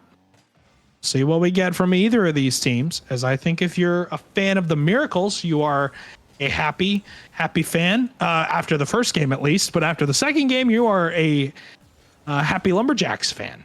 I think fans of these franchises feel about the same at this point. These are 2 evenly seeded teams right now, 5 and 8. So you would expect the games to kind of be back and forth, probably a game 5 incoming. So I think both teams getting a win early on, gives them some confidence that they can win games, and fans of these teams are probably both pretty okay so far. Obviously, that first game that the Minneapolis Miracles won was not close, as they won 5 or 6-1, I believe. And this last game that the Bemidji won was a little bit closer. But yeah, both teams need in best of 5, Stewie. If especially when it's 1-1, getting that game 3. I tell my team this all the time. Getting that game 3 win is so huge, because not having to win 2 in a row after this is huge. Like, that's not the position you want to put yourself in. So both teams really looking to get this game 3. I think game 3 is one of the most important games in a best of 5 series. I think overall, I agree. It depends on the team too, because some teams really feel comfortable in that 2-1 spot. Sometimes they're happy to be down 2-1, and they feel like, okay, the series isn't over. We just have to win 2 games. And I think if you're either of these teams, you're happy because you're kind of middle of the pack currently. You're not a number 1-2 team, but you're looking to become a number 1-2 team. Maybe we'll see that. But Thermal opening up the scoring here. 3:33 to go. A lot of time, as Barry will win that 50 into the corner. Hot spots won't be able to do much there, as Barry will play down the field. Whitlock, a good catch. And overall, a good play. Infield pass to CT off the ceiling pinch, and that was a good play. Miracles, fist bumps all around, guys. Throw it up. I know you want to. It's a great pass and a great shot. Yeah, that was Thermal, I believe, who jumped pretty prematurely to try to make a save attempt there. Maybe thought CTN's shot would be a bit faster, but it really didn't need to be. The pass maybe caught him off guard, but all CTN had to do was put that on net, which is exactly what he did. And once Thermal jumped, once you jump, there's really not much you can do to get back to the ground super quickly to make adjustments. So good job from CTN to just put that one on net and force a tough save, which didn't happen. I think if you're the Miracles, you're happy with how you played so far. CT, I didn't even notice, is kind of dressed up a little fancy tonight. He's happy to be playing on stream, which I am happy that you are playing on stream, my friend, because you're delivering a heck of a series so far.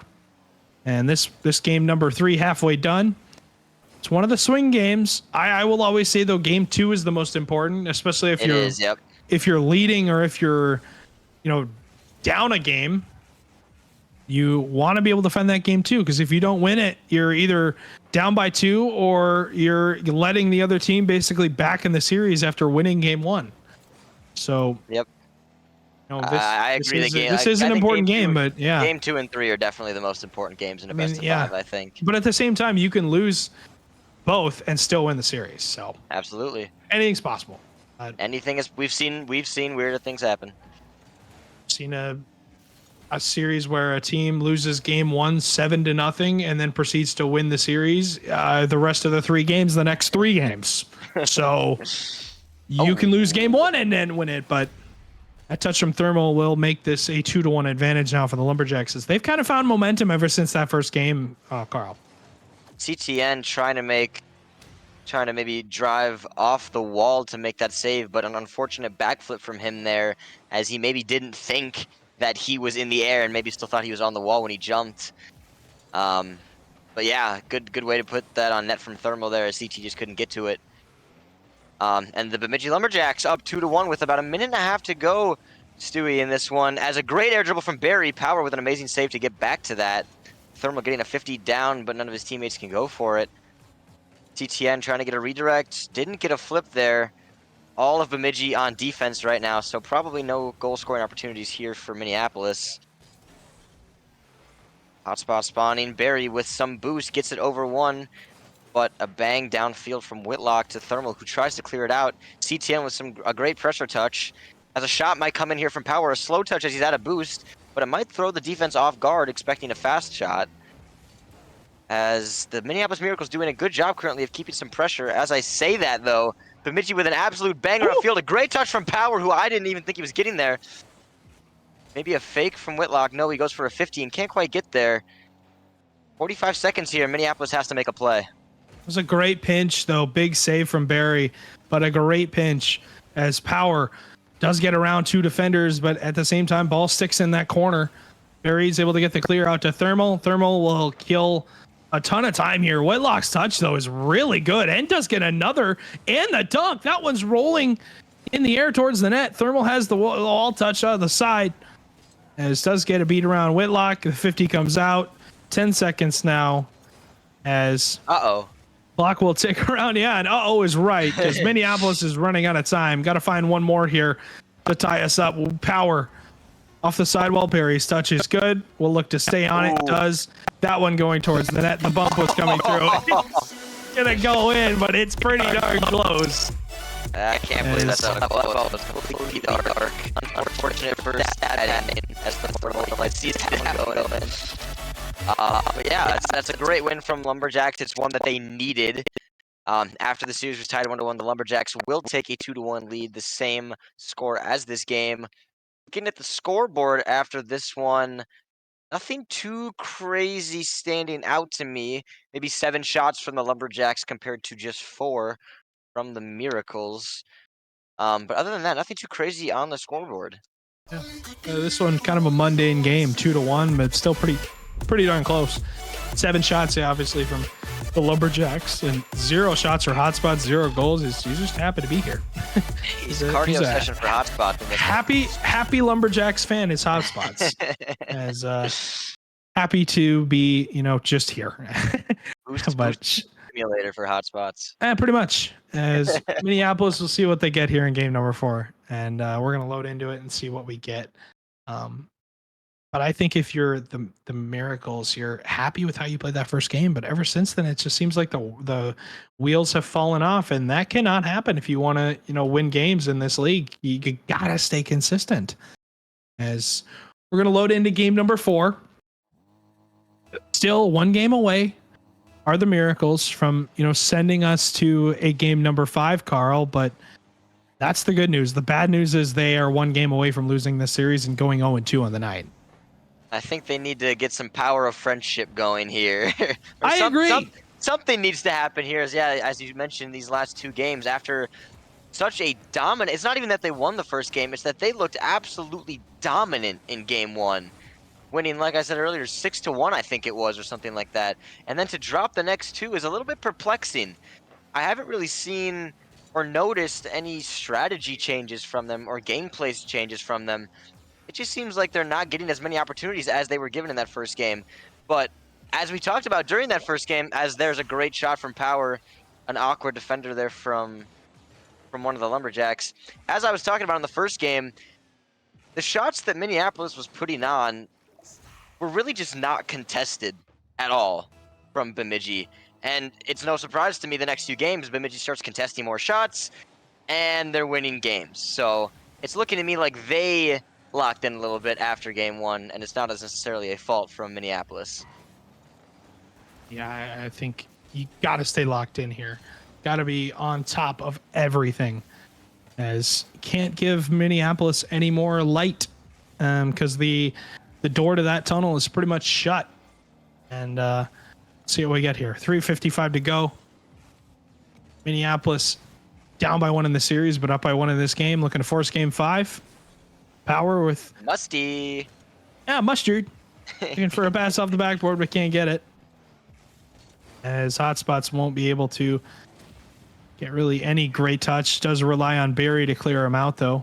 As that infield is going to go in. CT's there, but he's dusted by Thermal, and that'll tie the game. Gotta be quicker than that, buddy. Thermal with an excellent jump here. A great way to 50 that from Hotspots as Thermal on his last breath. Absolutely no boost. I'm kind of surprised he actually made it up to that. But a great shot from him to tie this game up. A minute and a half down, and each team has scored. A potential kickoff goal it is. That's slotted from Hotspots right off the kickoff in the one spot that the Minneapolis Miracles defender, this was CTN, in the one spot he just couldn't get to it. An absolute slot from the Lumberjacks to make this a quick 2-1 game. And we'll see what we get here out of the Lumberjacks to close this game out, because they have been pretty darn good the latter half of this series. Ever since that game 1, they didn't let the game phase them. And they got, back-to-back games, looking to make it 3 in a row, Carl, to win, this series and move up the standings. Because, Minneapolis, 5th seeds to start, they go 0-2 on the night, Carl. They're easily dropping a couple spots. Because, yeah. To prove it is the last week of this past split, week 3, my team went 2-0, and we went from basically the 10 seed to the 4 seed. Yeah. All because a couple teams that were up high lost games. I had low-key completely forgotten that Minneapolis has lost earlier tonight. So, yeah, going 0-2, especially in that 5 seed, yeah, that's going to bring you down probably to 8, 9, or maybe even 10 if I had to guess, depending on how some other teams did. But, yeah, not a great week for Minneapolis if that is what ends up happening. And I assume that this is Bemidji's first series of the night. AK probably would have told us otherwise. But going 1-0 here for them, and then potentially 2-0 would jump them from 8th to maybe even 5th to take over the Minneapolis spot. So some pretty big implications from this series based on how the other games are going. And yeah, Bemidji plays at 7:30 against Winnipeg, so that series will start after this one has concluded. Gotcha. A reminder that if you are on stream, you have a little bit more grace when it comes to getting to your matches on time if they are after stream. As it is difficult, especially when we have game 5s and longer series, longer sets like this, where, if you're playing a series after, especially with all these doubleheaders, it is hard to get, obviously not every series, Carl, is going to last 45 minutes every time. Nope. So it's one thing, do our best to stay on track. as much as possible. As far as Rising Star goes, though, Carl, you know, I talked about that kind of during the break. My normal Rising Star streamer that did Thursdays has other obligations this season and is not able to stream as much. So looking to replace him. Somebody needs to have step some up. people. Yeah, I have some people that have contacted me that I'm working with to get going. And obviously, you know, AK that is pushing the buttons tonight has offered to help me out on Thursdays. So we'll see if we get a couple Rising Star streams to end off the season. But Rising Star streams are fun. They're a we fun need time. we need them back. We need them back, and I miss them because it feels like there's just a void on Thursday nights now that are just not.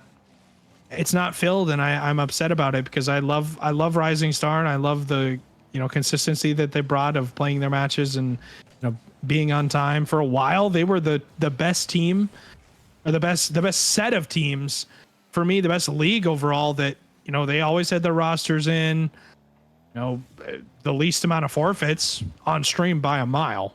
So, you know, I think we need to bring back Rising Star streams for sure. Absolutely.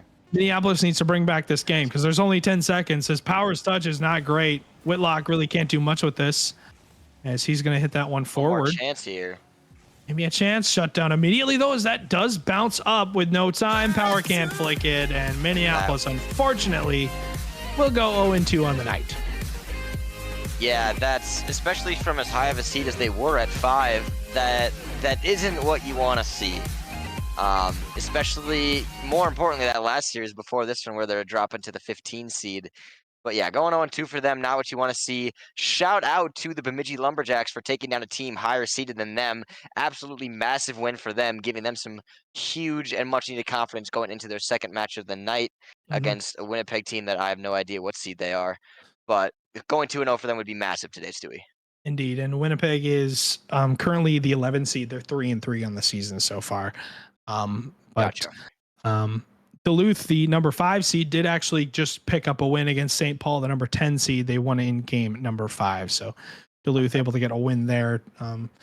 Those two teams did battle, and it was an absolute blast for sure. But these two teams did battle too, Carl, and it was a pretty darn good series overall. It was, you know, one that I thought was one that I think we could, you know, look back on as it was one that was super solid. Overall, I think Minneapolis just got ahead of themselves. I don't think that the Miracles played bad, but I think that I would say not skill, but consistency took over for that Lumberjacks team. And you got to wonder if maybe that previous loss to Brainerd was maybe still in their mental a little bit during this series. I mean, that can't be losing to a 15 seed. That can't be fun. No, Yeah. I would maybe be phased for the next series too if that was what happened before this. So maybe that had an impact on this one too. But yeah, shout out to Bemidji. Yeah, no, for sure. But I mean, when we come back, this next series is going to be a good one. The Fargo Steelhawks taking on the Des Moines Derecho. Don't go anywhere. We're going to throw it to a quick break. This next one will come up in just a bit. We'll have a little bit of a longer break, but not really. I mean, overall, normal break time. We'll see you when that match comes up.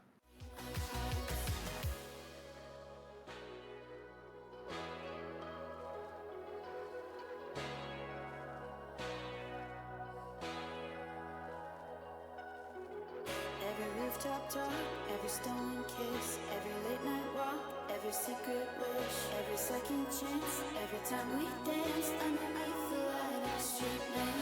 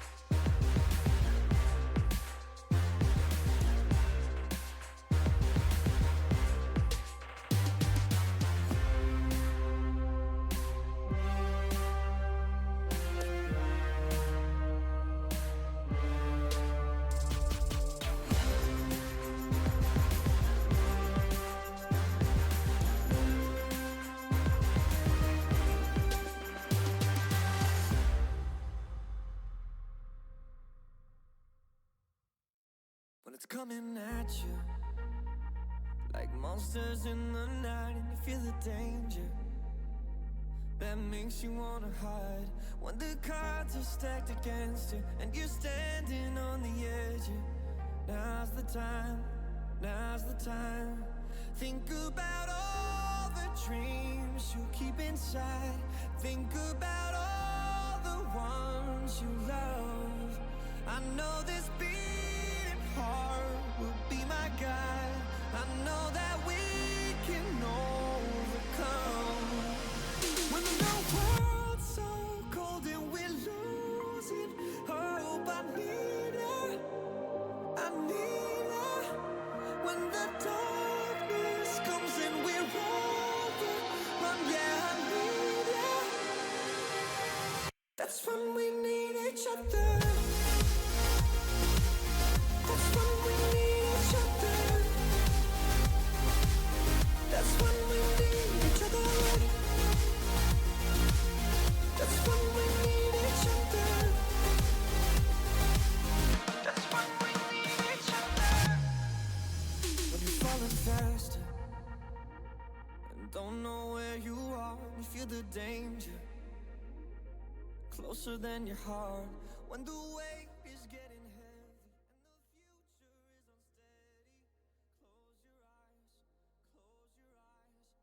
Think about all the dreams you keep inside. Think about all the ones you love. Hello, hello. So I've been watching a little bit. I've been warming up my Steelhawks team a little bit. I streamed their game. They just won 3-0. So that was a really good start. And then just kept them warm a little bit, 2v2'd a little, as we watched the other stream games. So it's gonna be really exciting that I get to cast one of them.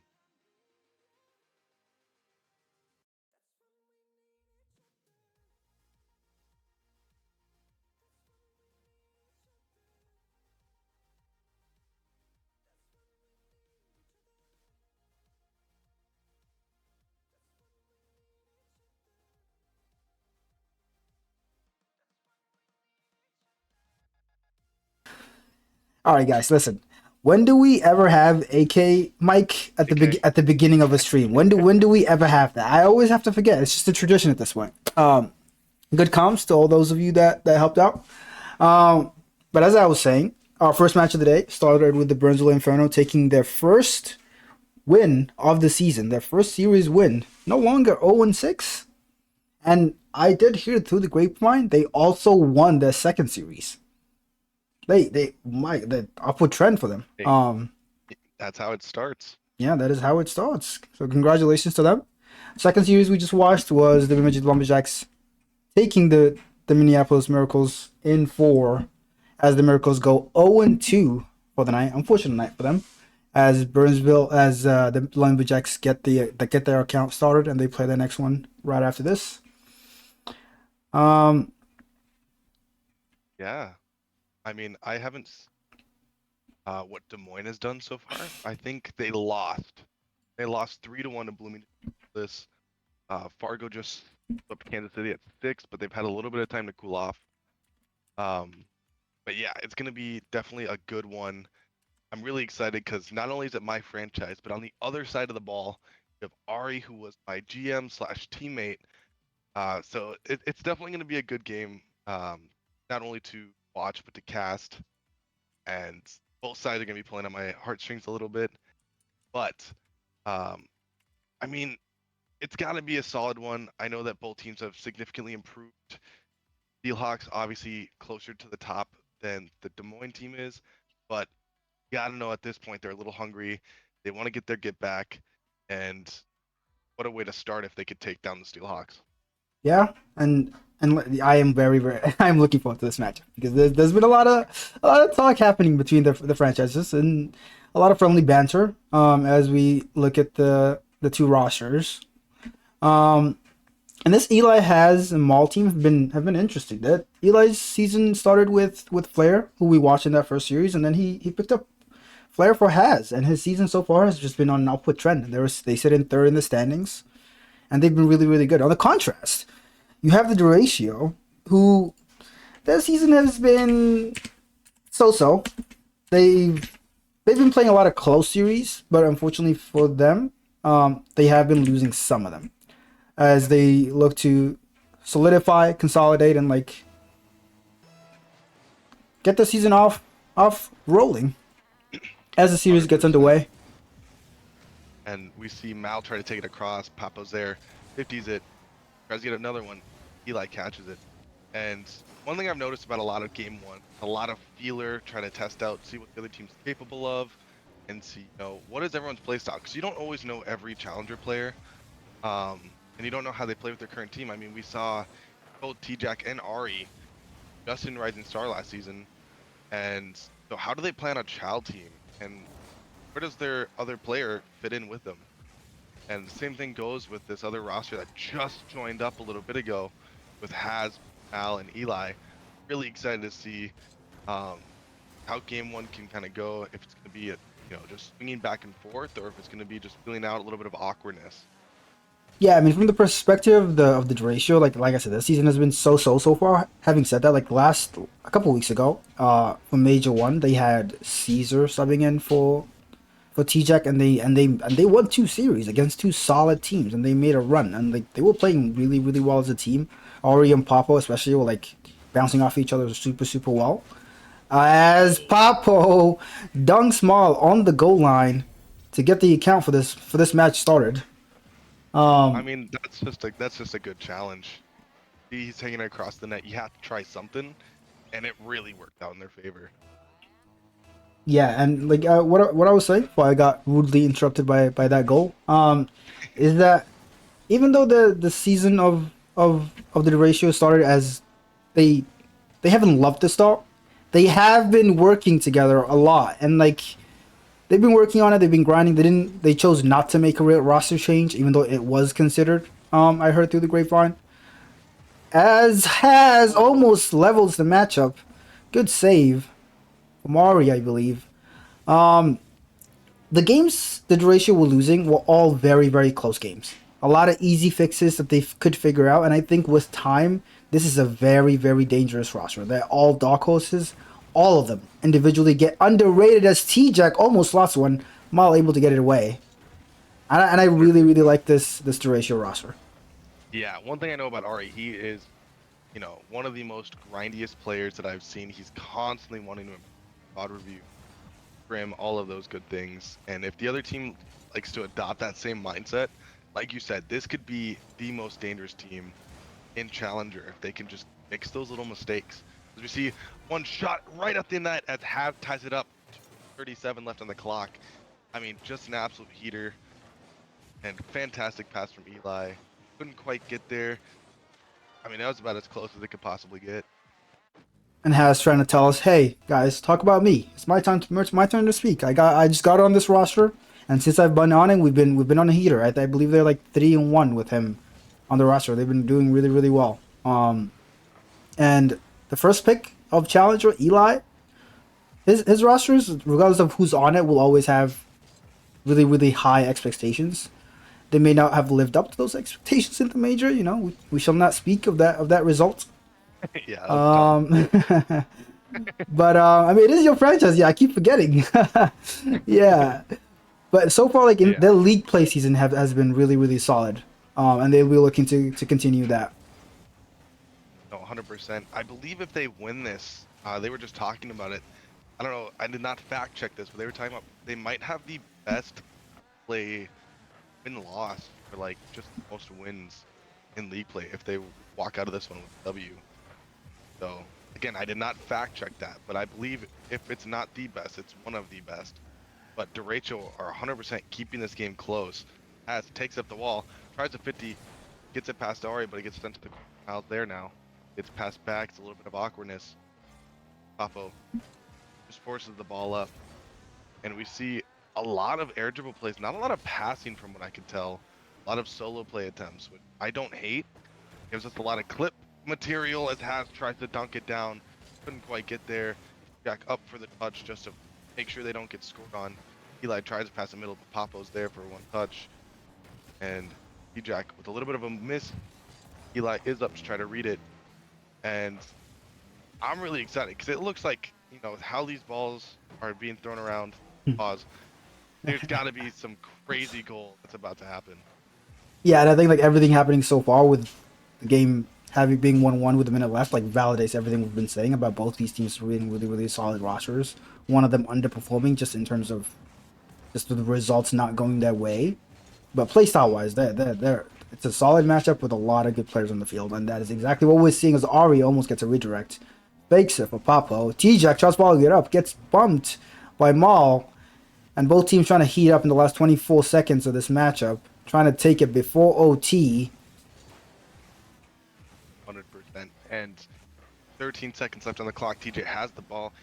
Tries to pop it. Couldn't quite get there. Eli off the corner. Gets challenged by Ari. And slowly drops.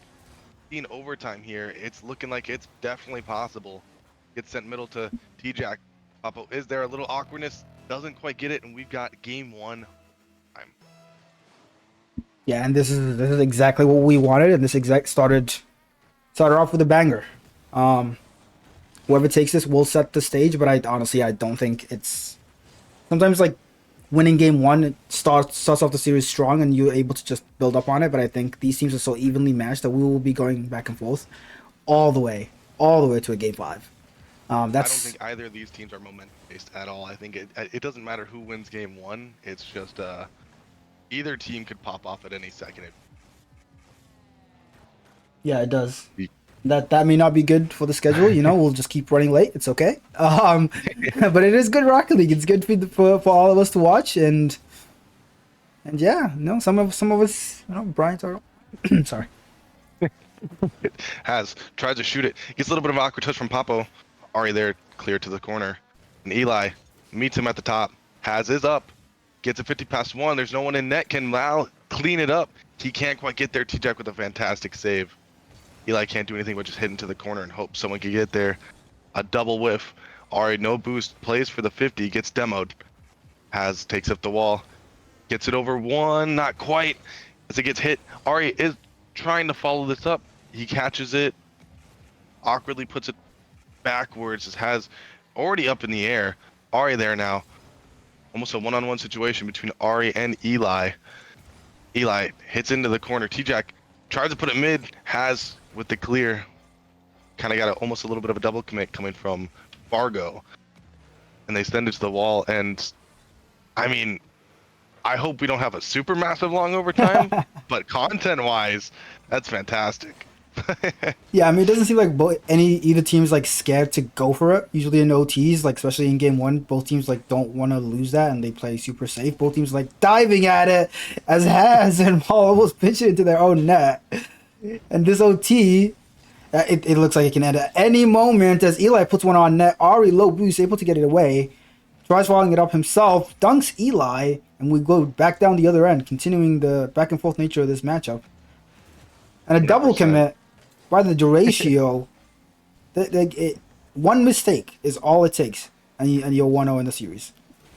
Yeah, and like you said, it's really weird for a game 1 for them to play as aggressive as they are, both teams. Sometimes you see one team doing it, and usually you don't see either team playing super aggressive, but for both teams to come out swinging, like, neither of them are scared to make that first mistake. And, I mean, the mistakes have been pretty limited.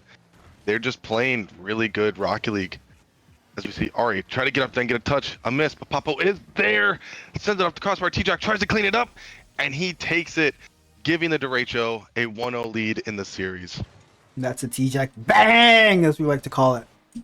And as you said, the Duratio take game 1, and how will that affect the Steelhawks? Because I'm not one to talk about people's mentality, but I will say, like some challenger players, they tend to drop their heads a lot when they lose, especially in a fashion like that where you just two of you are sitting in net. It's a slow shot into the side netting, and like nobody is able to follow it up.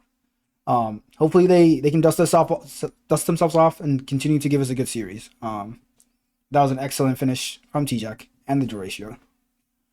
100%. And that's one of those losses where it's really hard to get hung up on it because, I mean, it was about as close as it could possibly be in terms of just performance.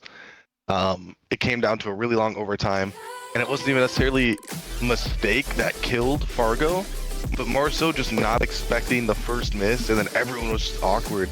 It's one of those things where it's like, yeah, they're not gonna be happy with that, but like, how do you even VOD review that situation? I guess just kind of send someone at the ball. But we get started with game 2, and Papo and Haz get a 50 here. Ari, a little bit of a whiff, but T-Jack takes up a little bit of awkwardness. Eli with the challenge. Not a lot of boost from Haz, but he does have the ball. Tries to get it over one. He does. 50s with Ari. Mal gets one touch towards the wall. Haz tried to get one, couldn't quite get there. Ari with a nice demo. And we're already seeing a little bit more awkwardness this game, which I think is a little funny considering, like we've talked about, that's usually a game 1 thing, but game 2 is maybe both of them just kind of feel weird, a little bit of adrenaline coming down after that overtime. Yeah, and then I feel like it will just continue in the same fashion, where it's just gonna be super super tight, and then like I said, it's gonna be one mistake, one hesitation on defense, not wanting to go for the ball and letting TJ get an open shot. And if you're a Steelhawk, which you are, you will hope that hesitation will not come from your team's end. As I say that, Pablo hits this ball around Haz, and he has ages to just put it on net as T-Jack runs interference, and the ratio take back their lead. I mean, that was just a really clean, fantastic play from T-Jack there. Just clear out the net. Can't really save it if they don't have anyone back.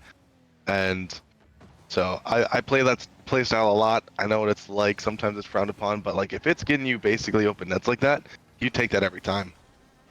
Yeah, Jeez. and I really, really, as I said, like I feel like I'm just gushing, but every time I watch this Duratio roster, I am sad at looking at their record, because they should be much much higher on the standings, and their record does not tell the tale of how good this roster is and how well they play around each other, and the team comp. As T-Jack fakes that for Ari, who also fakes it for Papo. Look at these amazing fakes. Where else are you gonna find this, Blasky? I mean, this is just peak gameplay. We get a goal line fake from Eli. Goes for the demo instead. I mean, I don't know what's going on. Like, everyone just missed, and it was just a brain destroyer for everyone else in the lobby. It was definitely something else. But, I mean, yeah, a lot of the goals so far on the series have just been, not having a man up, not having a man playing the ball, as Mal has a chance at it, but he just misses it. And now he has to take the ball up the corner. Ari right behind him. Tries to get one. Can he get the double? Can't quite. Papo's there. Has with the clear. And I mean, it's gonna come down to who makes that one mistake that lets in a goal as it gets 50'd up in the air. Ari is there. Mal reading that touch. Can't quite get it. It's a nice 50. Eli fakes. I mean, it is so hard to cast this game because of how many people are just opting to not touch the ball when I think they're going to. As you say that, two players fake the ball for each other.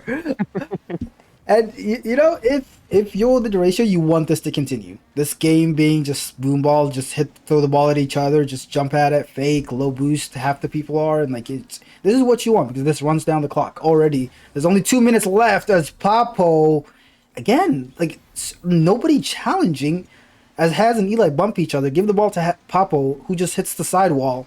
Haz misses. Both Haz and Mal with low boost, can't do anything about it. And right in front of the box again. Not a single challenge from any of the Steelhawks, and an open net pretty much for Papo. Yeah, one thing I want to really commend the Duratio on is they are very good at controlling the boost, which controls basically the whole map. They are just suffocating the Steelhawks right now. As we see Mal get it popped over when Ari is there for one touch. No one quite there with the follow-up. T-Tech spikes the ball. Does Papo have a shot? It's right on net. Haz can't quite get there. And it's a 3-0 lead with a minute and a half left. It is looking dire for the Steelhawks. And I don't know if the Duratio have figured something out. But hey, close game? Nope, not anymore. This is our game to just take home. That is the Duratio. And I will say, the low boost grab, I have watched some of your franchise's gameplay, Blasky, from last, not the major, from the one series you lost in the majors. Eli able to block T-Jack's shot, And even that series, you guys did have like a lot of issues with boost. There was at Yeah. least a couple players with like low boost half the time. And like that trend is continuing as we watch Has and Maul both on low boost. Eli commits with 80, misses the ball, Has able to collect. And this should just be a Wow, free that's goal for something that- T-Jack. Yeah, and like you said, it's very noticeable if you watch VODs. It's very easy to pick little mistakes that teams frequently make, and knowing how Ari is and T-Jack are, I know Ari's probably picked that apart already and game plan like, hey, this is their weakness, let's do it, and they have such a good roster that if they can just get a game plan and follow through with it, I mean, like you said, their record should be so much higher. Yeah, and as game two just ticks down, like if you're if you weren't here casting with me, like what would you be telling your franchise if you're in a VC with them? What are you adjusting? Like what are you telling them to change? I think the one thing I would change is get a hand up. you know, it's one of those things like they're not playing defense and they're just kind of expecting someone else to go for it. Like right there, Eli was a little awkward. The other two weren't ready to go for it if he was awkward. And grabbing the boost. I mean, just getting pads. I'm noticing a lot of just boost pathing is not ideal. And they could be grabbing a lot more smaller pads than just grabbing 100, and that's part of why they're getting suffocated so hard. Oh, sorry, I am a little sick, as you can tell, but I gotta be here to cast. No, and we love you and we appreciate you. Let's get some hearts for Blasky in the chat.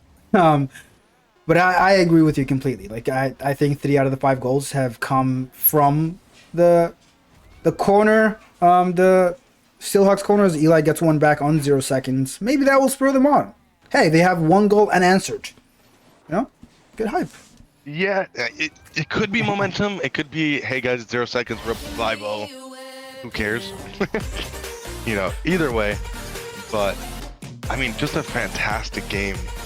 Papo was at 4 goals. And not to call anything out, but if Fargo's losing 5-1 and Ari's dropping 34 points, they are not in a good spot. That is not the place you want to be. Yeah. Because It's unfortunate. that was very, very tough. I mean, Des Moines played out of their mind, and they just kind of let Ari sit back and said, hey, you can get a couple demos here and there, be a little bit of a disruptor, and Ari's definitely good at that role if asked to be that. So we're going into game 3. Depending on what side you're on, this is either fantastic or very grim. Me, myself, I'm hoping for a reverse sweep. I figured Fargo was going to win in game 5, but this is not the route I wanted to go. If you're a Des Moines fan, this is ideal. I mean, they just ran almost, I don't even remember how many unanswered goals between game 1 and game 2. They might get another one here, but it gets blocked, sent into the corner, and like you've said, and like you said the whole time, Des Moines is such a good roster, and I can't believe they are as low in the standings as they are. I mean, we should be proud. Marl almost gets a sidewall double. We should be praising the ratio and like what they're doing to like stifle this very solid on paper and on the standings Steelhawks roster. Having said that, it's hard to ignore the like obvious shortcomings of the Steelhawks, of the Fargo Steelhawks, and I think like they have 0 structure on defense. The low boost right now they all have boost for once. This is the first time all 3 games I've seen them with boost. Hopefully they can maintain that. Hopefully that's a sign that they're gonna take this as T-Jack hits it to the corner to himself, puts it to the side netting. Nobody able to follow it up. But look how patient the Duratio are playing. They're playing so far off and like giving each other a lot of space and just following for each other. Compared to the Steelhawks, that's just a boom into the corner. Eli commits with low boost. Now Maul is last back. He puts it on the backboard. Almost gets a double. What a save by Ari Art. He's definitely not gonna have 34 points this game. 100%. And yeah, I've noticed that as well. Steelhawks are very just smack the ball as hard as you can. I mean, sometimes it results in a goal where Has just has an open net. But a lot of the times, it's come down to Des Moines just dribbling it, taking their time, and Fargo panicking and just trying to hit the ball as hard as possible. But They get one back here. Yeah, I mean, good start. I mean, as I said, they've had boost this match, and they just got a goal to boot. Hopefully they maintain as Papo tries to get a one-off kickoff. Eli has able to get it away. Apologies. As T-Jack puts it back in. Ari dunks 2. And if T-Jack can get this center, he's unable to. He fakes it for Papo. This should be open. And Papo slots it top right. And I didn't quite see who got that bump, but I think that was Ari. Bums has away from that. Mal has to try to make a last second jump, but just a fantastic shot. I mean, just wonderful placement, top right corner. Not much you could do about that. And even before that, though, Eli and Mal both committed with 0 boost in the air and both missed the ball. I think one of them got dunked, but neither of them got a touch to help their team. And then all Ari has to do is just slightly doink has away, not even a big bump. And another double commit. As Eli gets a dunk, he's able to follow this up. He puts it on the backboard, but Has is too close. And Mal is last back with low boost. That was almost a goal. If he was not in ball cam, that was going into the net. And a lot of mistakes just being broadcasted here. Steelhawks are just having issues on issues. Eli is going psychotic. Eli's a little upset. He's just killing everyone on the field. I mean, I'm witnessing cyberbullying on a whole new level. And now he hits it off the backboard. Tries to get another one. Can he get 2? Can't quite get there. Ari patiently waiting. Mal bangs it out. Ari reading it. Hits it right back in the corner. And again, it's so easy to read. Hey, they're going to bang the ball as hard as they can. I'm just going to play a little bit higher than them. And it just falls into their lap every time. I mean, Derecho don't have to change a single thing. Even when the Derecho booms the ball away, it's going to be either to space or to a spot where even if a Derecho player gets the first touch, a Steelhawks player gets the first touch, Derecho will be able to just follow up and dunk them immediately. Compared to this, where just look at you just saw what Mal just did. Like they're just literally giving the ball to Derecho with no possibility for follow-ups. As Ari should have put that on net. Papo try and follow it up. T-Jack should have a free ball, no challengers. Pops it to the side for Papo, who fakes it for T-Jack, and now they're just respecting the fakes. Because they've been low boost this whole time, and they've been getting faked and just missing this whole time. Yeah. And, I mean, you can look, Eli has half his boost. Has boost, but getting bumped. And Mal, low boost, waiting for 100 over there. Again, it's just, you need to get those pads. You need to play faster. You need to look out for the shot, as Has now gets the follow-up. One-on-one versus Ari. Can he quite get there? No, he shoots it right at Ari. Mal with no boost, tries to get the bump, couldn't get it. Ari gets it over 1, Has is last. Gets it off a backboard, 50 seconds left. It is tied up right now. Could be very different. But we see an attempt at a shot, a miss. Eli versus T-Jack, one-on-one. He gets the beat there. Ari, a little bit of awkwardness, gets a fake, gets it past 1.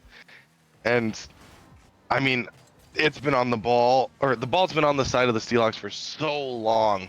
And as soon as it gets to the Des Moines side, it's immediately cleared back. The pressure is on. How patient Papo is playing. He was trying to get that beast by reversing it. That's how confident they are. They're not phased at all. I mean, yeah, Ari just pre-jumped like 10 minutes ago and hit the ball because he knew, again, they're just going to bang the ball. Why not just pre-jump? Why not? It's going to hit me. You know, I don't like that. And as to how this is going, like going into OT is not going to be helpful for the Steelhawks because they're already playing that their lives are on the line. They're playing that they're online for the first time in their lives and like super, super nervous. Like, yeah. I mean, hopefully they can pull it out and they can reset. But I am not. I know we didn't do predictions, but this was not on my bingo card. Yeah, 100%. I know that we missed out on that. Like I said, I thought the Steelhawks were going to win in Game 5. It's not looking like it's an easy route to get there. Still possible, but you need a lot of momentum shifted your way. Maybe a whole playstyle change. Mal, if he gets that bump, that's in the net. Couldn't quite get the second one. Ari gets it past 2. Eli's last back. Gets popped up. Has with the chow. Papo is there. Hits into the corner. Can someone get a touch? There's a double commit. All 3 of them on the sidewall now. And Eli with like no boost has to make an emergency touch there. and has with a nice clear. Again, I think a lot of the panic clears, or a lot of the just bang out clears are just simply panic from Fargo because they have not generated a lot of pressure at all. They're just, freaking out trying to get the ball off their side for once, and in doing so, it's keeping it on their side longer. And like it's just the low boost doubles that just get me every single time because like you can tell the comms are not there because nobody's backing off. Like compared to like the other side where like there was a play in the corner and Ari backed off for Papo, even though Ari had probably a better touch and boost. Papo called it and Ari backed off.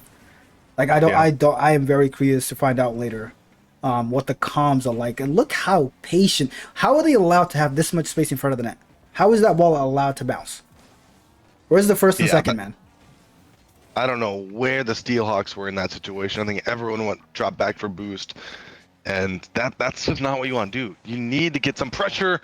As Ari gets a shot on net, couldn't quite get there, and that's one that they're gonna want back right there. Has bangs it out. Mal, not a lot of boost again. Couldn't quite get the touch. Now he's floating. Papo with the attempt at a clear gets dunked, and Ari now up. Has one touch, couldn't quite get the next one. Eli hits it to the corner. Mal gets one touch again. And now Eli with the attempt at a solo play. Can he get it? He gets the dunk, but it goes off backboard. Mal tries to get the pass off. Couldn't quite get there. Ari takes it. Gets the flipper set over one. Has awkward. Eli with the 50 with the fake. And now Papo clears it for him. And I mean, I just love the spacing from the derecho. This is like textbook. Give your teammate enough space, but give your teammate enough options to be able to, like, if they have to pass it, they can. I think that shot from Mal has to go in, and I think I get it. He was low boost, but I mean that's a whole other issue. Like the Fargo Steelhawks boost issue that will be discussed for years to come. But I think like we've been focusing a lot on the Steelhawks, and fair enough. They've had a lot of mistakes with Ari just getting center. T-Jack follows it up. Back to Ari, pops it out, almost dunks one, and all of the ratio are here, ready to follow each other's touches up. Just completely just nullifying and just keeping the Steelhawks awkward as T-Jack commits. Goal line saved by Maul. If you're the Ratio fan, you lose this matchup, you'll be kicking yourselves. They've had some guilt touch opportunities to win this match. 100%. That, like I've said before, hardest game to win is match point. And even though they're up 2-0, the nerves are a little bit there. Like, let's just close it out. And, you get into an overtime and you realize, like, okay, maybe it's not as easy as it seemed. And it leaves room for a potential reverse sweep. But if they keep limiting mistakes the way that they have been all series, they could close it out right here as Ari again smacks it off the side. And if he just puts one of the two shots on net, this game is over. And like you said, they've had chances at closing it out. And it's now the mistakes are kind of showing a little bit.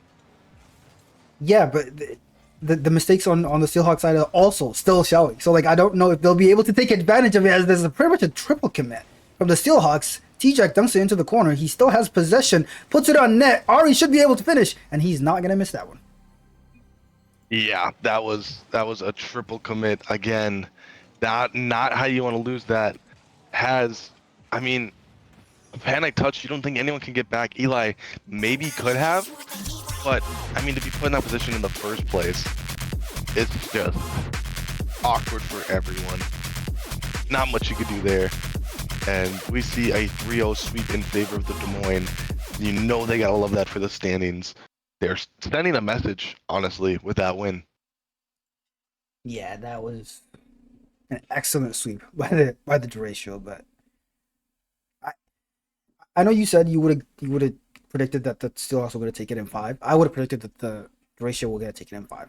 I think both of us were convinced this was going to be a super close series, and I think the Fargo Steelhawks will be extremely disappointed with their showing today, because you can lose a series, but losing like that is not something to 100%. And losing 2 overtimes as well. So like you had the chance to take one, and all it came down to was a goal 2 separate times. I mean, that's just how it goes sometimes. It's any given Friday. You know, it doesn't matter what the standings say, doesn't matter what the rosters say. Anyone could win or lose, and the Des Moines pulled it out in, I mean, just a fantastic showing by them. I mean, as we look at these series highlights, like how many open nets, how many shots, literally from the would that be the penalty box of the Steelhawks, literally right in front of the net with no challenges. So we just watching. It's just the ball's just going in the net every single time. Yeah. And as you said, they just would not put a hand up. Yeah, and that's where you get caught out a lot of the time. It's just send someone, force something. You know, don't let them have as many free touches as they want. And they didn't quite get that. And that's definitely something that they're gonna have to VOD review. And again, like you said, Derecho, might have thought about making a roster change. They are so good. I think it's just they needed this. They needed that momentum shift in the season, and it's basically only up from here. I mean, And I think it's always good to like take a step back and just think about options. Having said that, I think they realized, and they had some good advisors around them. I wonder who, and they realized that they're a really really good team, and they've been on the bad end of just some really really close results. And Yeah. what we can see, I know they lost their first series to Bloomington, but that's also a very very good team. So it's like no shame losing to them, and I'm assuming the games are also super close. So yeah, this 100%. I'm really impressed, and I'm glad this roster is playing like the way they are. Yep, 100%. Speaking of Bloomington, we do have their match next against the Omaha Buffalo. It's going to be a fantastic series. Make sure you guys stick around because, I mean, like we just talked about, they just played. They've been playing so well, and I'm really excited to see how both teams do. Yeah, I agree. And as you said, we'll be right back after a super super short break with the last series of the night.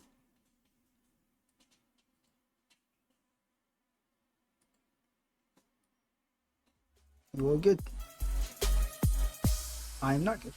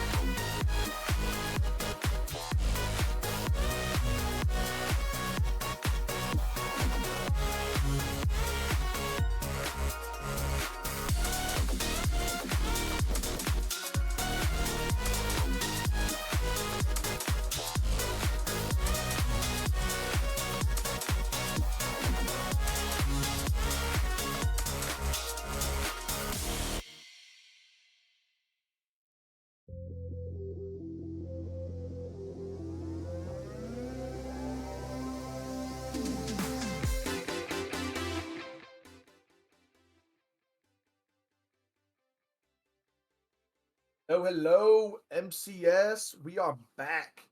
Challenger, the last game of the night. Finished up a couple of intense games, although that might have been the first week on stream. Sorry about that, y'all, but we needed it. We know it was the script. We're back with Buffalo and Maulers.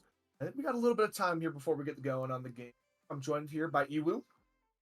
Hello, hello. Glad to be back, and I'm glad to cast some MCS.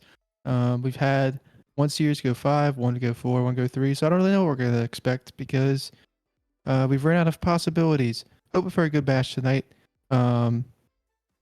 Let's if we want, let's look at the standings, shall we? And Zoms, you could take us away here, really break it down if you want. Yeah, we're just gonna try that. So we've had a crazy night here, and just looking at all the points, I mean, look at how many teams are within Holy. 5 points. We got 10th through 6th are all tied at 20. And then we got 2 or 3 more teams all the way up to 3rd, just one game above them. And I'm sure these changes have actually up a little bit. Are these completely up to date? Actually before today's matches. So these are actually going to be even closer than you. There's been lots of upsets today, as we've just seen on stream on Des Moines. Beat Fargo, so that's actually one more team that's going in on that time. There are just so many teams so close together. This might be the most competitive we've ever seen Challenger, and it's just showing in the standings here. We're just gonna flip on over to the schedule. All right, so as we've gone through today, we saw Burnsville get their first dub in taking down Green Day Knights. We saw Bemidji take down the Minneapolis Miracles in 4. And then we just saw the Derecho take down Fargo Steelhawks in an upset. And it was now closing out the night. We're going to our last match, the 2-seed Omaha, going right up against Bloomington Maulers, the 6 seed. These two Titans. Got any opinions about this, Ewan? I think it's gonna be close. I think at a team in Challenger, they're all well equipped to just on their day they can really upset somebody, and that's the great thing about Challenger. I'd say it's probably our most balanced league this season. And I mean, from like 3 to like 14, it just takes one good day and you could flip your season around. But game 1 underway between Omaha and Bloomington. Yeah, this one is going to be close. I think we'll do a quick prediction, maybe, just because it's always fun to do a prediction. Oh man, I think I'm going to have to lead towards Omaha here. Omaha, they're such an established team. They've been so solid all season long. They got their full roster tonight, and Divine has just been that demon that we've all expected. And saw them go the distance in the major as well. So I think this is a very credible team right now. So I'm going to be back in Buffalo here in. Oh man, Maulers are super good too right now. I'm going to say in 5. I'll say 5. I kind of chose the weak answer. What do you think? I'm gonna also choose Omaha, not because I play for them, but also because I do. I'm gonna choose them. I'll say 4. I think they're really good. And speaking of Divine, you were just talking about him. He'll get on the board first. An opening goal for him, and it's just a clear all the way from the back wall. It just goes right over his head. Launched a shot on. Divine is just so good at putting the shot on target, even if it's not the most threatening shot in the world. This time it was. He's just good at making the opponents waste so much boost, and that slowly dwindles them down right here.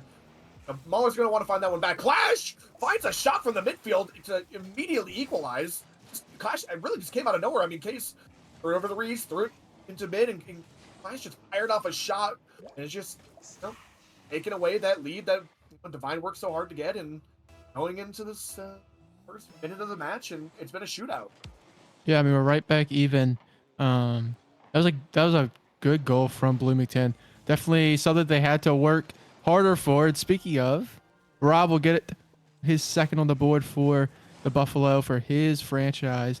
And I mean, just that's 2 open nets basically that Omaha have scored. Bloomington want to tighten up their defense because it's starting to leak a little bit. Yeah, you can just attest that to being, game 1, they're getting into the game, and there's another one. Okay. Just straight Well, into the goal, Flash with a kickoff goal, but what? Fair enough. Yeah, lots of time for them to get into this one. Super early in the match. Although it's going to hurt to lose your 2 goals this year, at least you're not down. just got to find your footing quick because losing a kickoff goal in Challenger, it's got to hurt. It's got to hurt. Those are players well more capable than just hit the center of the ball on each kickoff, and that one they're gonna want to get that one back. Yeah, Rob just kind of got too far on the side. They just let him get dunked. But there's a good bump. And Bloomington have been the more physical team so far. Something that I like to see them continue. Divine up now. He'll just clear it away. Clash full boost. Gets the corner as well. So Divine kind of in no man's land, 0 boost. Rees upfield. Clash. That's touch. That one on target. Rob credited for the save, but not really that threatening. Infinite out to Rob as they try to break out. Continued pressure from the Maulers. They've just been just really suffocating them. The Buffalo in their half. Reeves putting a shot on, just goes wide, but it does force out boost. Rob's gonna have to make a save here. Just gonna go to the wall. Rob is forced to make another touch. Divine with no boost.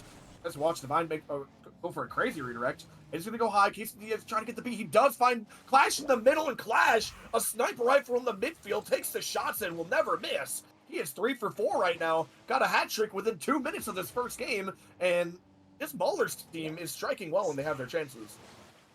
Yeah, I mean, they've accumulated so much pressure to where it's just breaking down this Omaha defense. They're looking for the clears, and even when they find them, there's a Bloomington player downfield, so there's no chance to really extend any type of offense and get it started as Divine. There's a demo from Rob, so Divine could take it downfield. Reeves will put a touch off the wall, another demo, and now Omaha trying to set up some offense, but Divine has to leave. But 2 players all on low boost. Reeves downfield, saved away. Divine takes control. Reeves missing. Case also in the corner, and it's just launched away again from Omaha. Nothing too substantial coming from them so far after those first 2 goals. Clash is just once again keeping it in play. Almost a crazy redirect. Clash is just forwarding the attack. It seems like we have been just in this Buffalo half for the entire game since the first minute or so, and they're having such a hard time breaking out. This one's going to be infinite back to Divine. Divine finally maybe getting a chance here. He's going high, looking for the double. Just go wide. That was almost a chance right there, but it's going to be Quesadilla to try to pick up the scraps. Divine keeping it in, and Rob is going to fire a shot off net, but it's going to be easy for Clash to deflect away, and Divine's taking another pot shot, and it really seems like the entirety of the Buffalo offense is relying on Divine right now, which isn't a terrible thing, but I want to see more players get involved on the offense. Yeah, it feels like Rob and Infinite just kind of, I don't know, it feels like there's a lack of communication. There's been a couple of times where they've cut each other off and an awkward ball. Who else? Flash, his 4th goal, and he is just running wild on the Buffalo. Yeah, really just taking control of this game. He's really got the reins and he's just scalping on to the win, and two goal lead. I mean, I didn't expect to be here from the very beginning, but here we are. Reeves maybe going to go for a soul play, but it's actually going to be Quesadilla to take it over. Rob, great job, shut down. It's going to be another shot. Clash just can't be held midfield. He's a sniper rifle. Reeves is keeping the pressure. Maybe putting one towards that. That's a bit of a double commit. Another down, and all 3 players of the Buffalo are in that corner. Yeah, they don't seem they don't know where to go. All 3 players might need a map. Yeah. Divine will clear it out to Rob. Rob trying to run some interference in the goal or in the box. A great save from Case. They have all the other 2 players on Bloomington have had to do is just play defense. They've locked in since that first minute. Divine goes. Still has 40 to his name off the backboard. Looks for the bump. He gets it. Infinite. The dunk, but it falls right into Divine. It's cleared away. Rees downfield has to beat Rob. It's past him. And Rees with a great redirect just puts it right over the top. Clash the assist. And what a start for Bloomington here in game 1. Rees was not going to let Clash get every goal of the Maulers. He finally snuck one in the last, right behind the last defender, and 5-2. This is a very confident game 1, and you just want to see more. Almost another kickoff goal. Jeez, that was pretty close. Infinite. Rees didn't miss that 100 boost. Might cost him. Infinite going to dribble it around Clash, and my goodness, no. He had a crazy touch into Clash, and that might be the greatest own goal of the night, if not just goal. What a goal. And now, I mean, the game, there's 30 seconds. It's possible. We've seen some very, we've seen a kickoff goal. We've seen easy goals from just clears. This one not over where 13 seconds ago I would have said it was. We're not going to. Oh, hopefully, wait. I don't think we can say that again. Almost another chance they right almost there. got But it is another one. reflected. These are precious seconds that they need. Omaha Need to find a way to their half right now. Infinite does get the 100. It might be a double chance, but it's actually going back into their half. But Reese is just going to so smartly just take this up the wall and waste so much time. This is seconds that Buffalo need, and he's just going to fake that all the way. The time is going to dwindle down. Game 1 is for the Maulers, but, Buffalo were, having chances. Although I will say, all their chances, even though they had 3 goals that game, I mean, one was the own goal. And the first 2 goals immediately were just like silly mistakes that it seemed like the Ballers immediately cleaned up throughout the rest of that series. And I'm looking at Buffalo to step it up in this game too. Lost game 1. It's okay. You got your footing into the series. Now you got to start running. So you got time, but don't take too much. Interested to see how game 2 goes. Yeah, definitely. It was not for a lack of trying. They just could not get out of their own half. The biggest thing is when they found chances to break out and get into the orange half of the field, it's just hasn't been there. They haven't found the touches they needed. And if they want to play, they're gonna have to win through the counterattack if game 1's any indication. We'll see what game 2 has in store. But Bloomington up 1-0. And we're looking to take it to triple match point for our last match of the night. Yeah.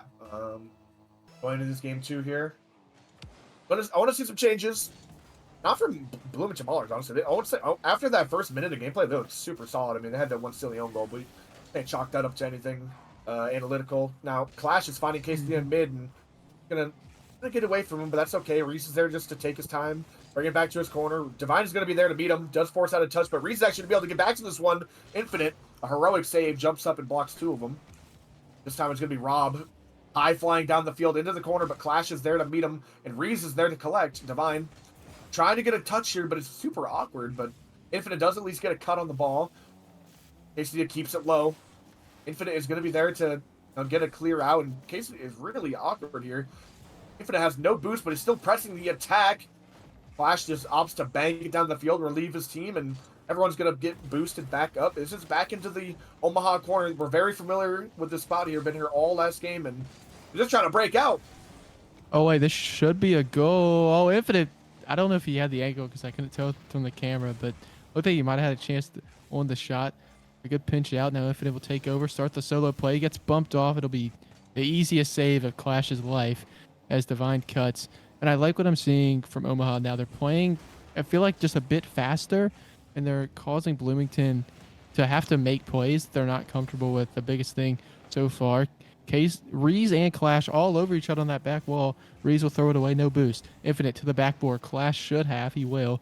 Clears it away right to Rob. And now the Omaha offense looks exactly like how we thought it would be, and not just kind of scoring off lucky goals in game 1. Good bump. Infinite can't tuck it away. And this game looks a lot different than game 1 has so far, Zoms. Yeah, and I'm just liking what we've been doing here for the past, minute or so. Is extended pressure. Last game, it seemed like the most amount of offense or continued offense we had was, like 10, maybe 20 seconds. This game, we've already seen at least 30 to 40 seconds of continued Omaha pressure, and that involves stealing the boost, going for a bump. And as I'm talking about their offense, their defense, on the other hand, is crumbling because there's just another offensive play. Clash is running ahead for a demo. Reese takes a shot, and it's just Divine's just going to get a good enough touch to keep it out, and it's going to find its way to the back of the net. But one goal is not going to be enough. Buffalo, we know that they continue their continued pressure. They will find a goal. They just have to keep going. They have to keep the pedal to the metal. Now, That's a. Ooh. Yeah, I mean exactly what you're saying, but they can't overexert themselves because right there, the only reason that Bloomington scores, Divine didn't have the momentum getting back. Rob will hit it away, but gets demoed for it. Clash just hits it back down, and I mean, even still, I don't feel like Bloomington's doing a ton of things to where it's like you're being outplayed, and that has to be so frustrating as it's a double commit. Infinite goes, so now Divine just waiting in the middle, nothing there. He'll pre-jump, gets to 50, stays on, beats Case, who's awkward, and Bloomington do survive as Rob first up, 50 boost to his name. Not the greatest touch. He'll flip forward, trying to find a demo. Downfield to Divine. Reese caught, and Divine dunking.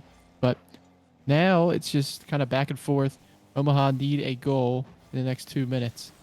Yeah, they got to press the attack. They cannot afford time in this corner. They've been here all game in this Omaha corner. I feel like every single time I talk, they're here. They're trying to break out, but Reese is just going to say, nope, you're going back right into this corner. Infinite trying to break out again, but Clash trying to find a netward. Quesadilla just goes missing. Respected Divine maybe a little bit too much.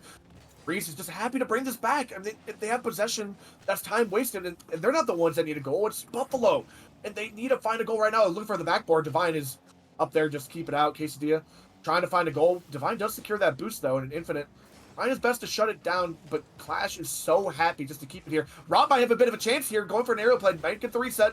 He's over one, looking for maybe a demo as well. Divine trying to center the ball. Is there a teammate there? It was Infinite, but it's just going to go down the entire length of the field. No one is home. The third man committed. They were desperate. They felt what was happening. You know, the entire game they've been locked in their half, and they decided to commit to at least try to get a goal, and they got immediately punished for it.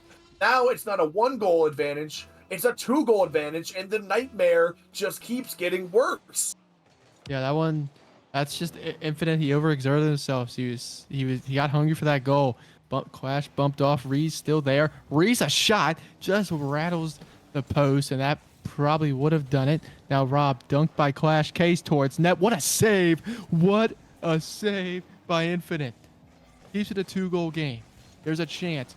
Out to Divine. Divine looking for Rob. The pass was open. Ace not getting the double he wanted, but Divine just has no boost. The boost has not been there, and a double commit again. Something needs to change for Buffalo because you can get all the pressure you want. I don't feel like they're getting chances. I mean, they were in the orange half for like a minute, and do you ever feel like they were really threatening? No, not really. And on the opposite side of it, Maulers just, you know, they have chance after chance after chance. I mean, Buffalo have only had 3 shots this game. They got to make it here. This has to be their chance. They just go wide. Divine caught off Infinite, who might have had a double tap. He just didn't have enough faith in his teammate, and it might cost him this game because this one's going to go out, and Maulers are going to go up 2-0 in the series.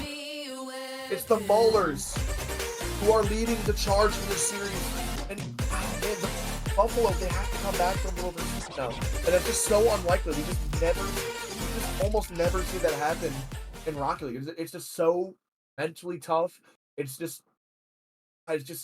such a tough task. But if there's a team that can do it, it's this Buffalo squad. They have to pull out all the stops right now and just continue, because I mean, they had 4 shots that game. I just feel like, you know, they had that really nice continued pressure play for a while, but just since that, it was just nothing. There was no offense here. It literally felt like I was in their corner the entire game. Yeah. The mental now needs to be called on the question. We've seen the double commits. We've seen, I mean, the cutting of just teammates, and I don't feel like the cuts have been exactly warranted. I don't know. You don't want to. At this point, if you're the Buffalo, you just have to keep playing your game. You have to trust yourselves. You're the 2 seed for the reason. Maybe they can grab one. They all take just one game at a time. But what a start for Bloomington, and they have looked the better team so far.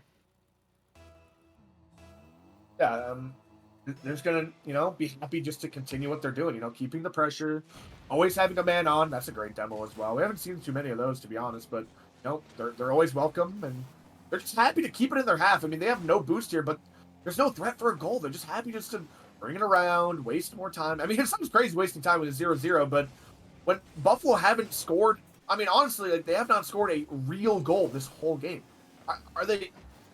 We need to see the breakout right now. This might be the chance, but Quesadilla with a miracle save, and Reese is going to be up there for the follow-up, and Clash on the wall to shut down this chance, and Reese is going to pop it over, but keeps it close. Looking for maybe an outplay. It's maybe just going to roll in, but Divine just goes wide. He didn't expect to get that much of it, and the pressure is continuing for Buffalo.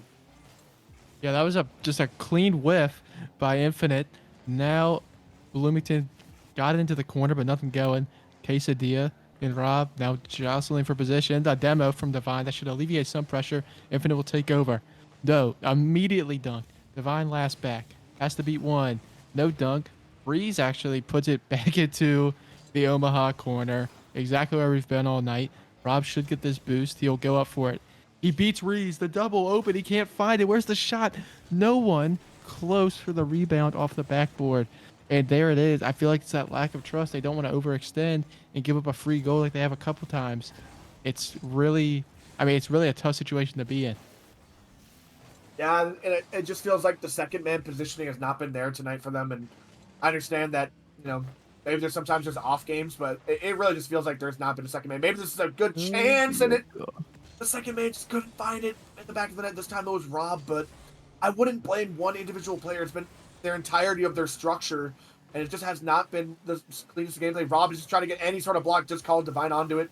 Quesadilla maybe has a bit of a chance here. Center of the ball is trying to find a teammate, but it's going to be actually Clash declined a wonderful kill. Divine has no boost, opting just to rush it down and finds Divine, but it's just going to be Reese to take it all the way back with full boost. It does get dove on by Infinite, and we're just going corner to corner. It doesn't matter which side we're on.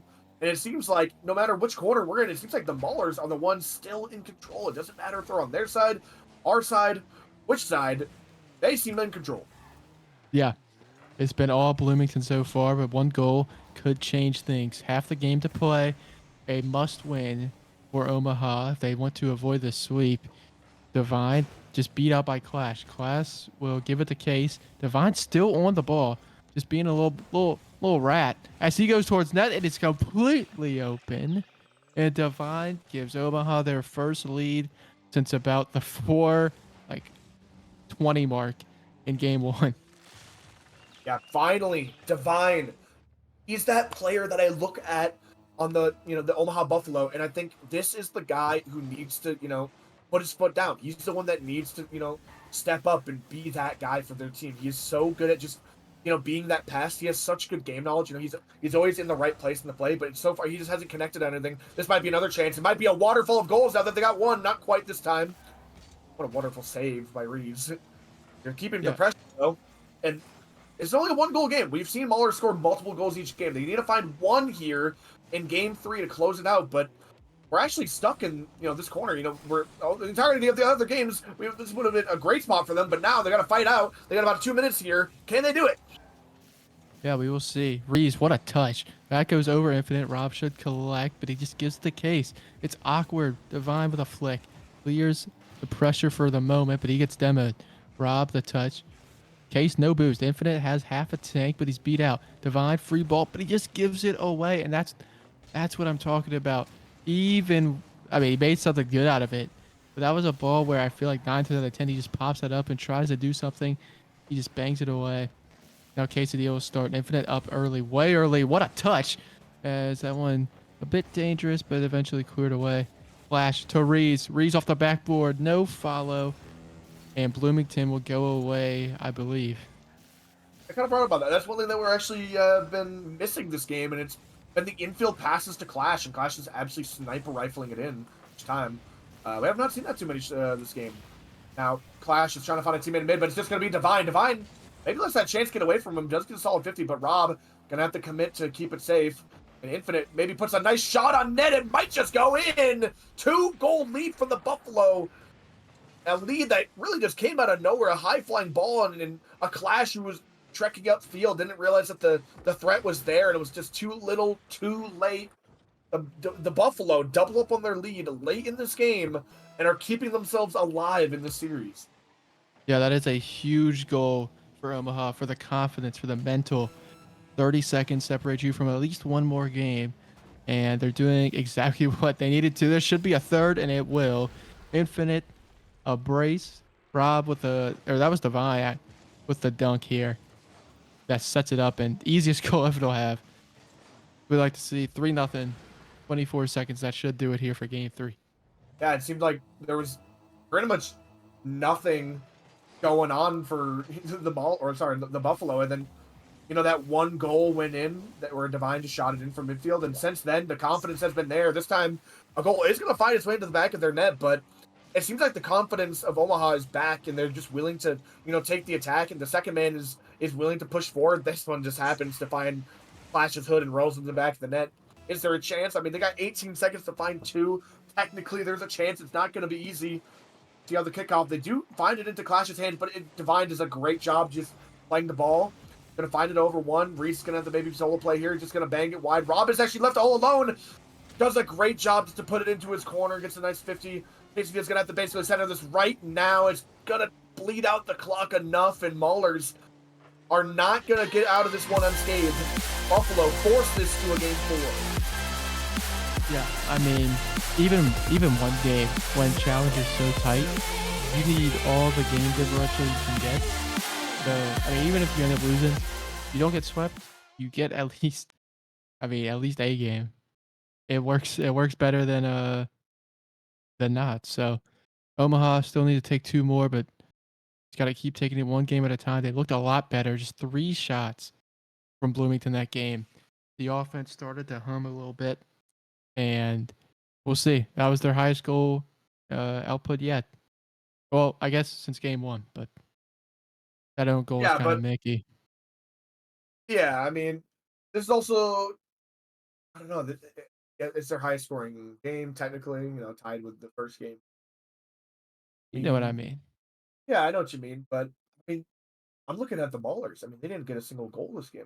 It seemed like their offense was unstoppable, and then in the matter of what that 1-5 in a game, I mean, they got one goal that happened to go I mean, in, they got shut down.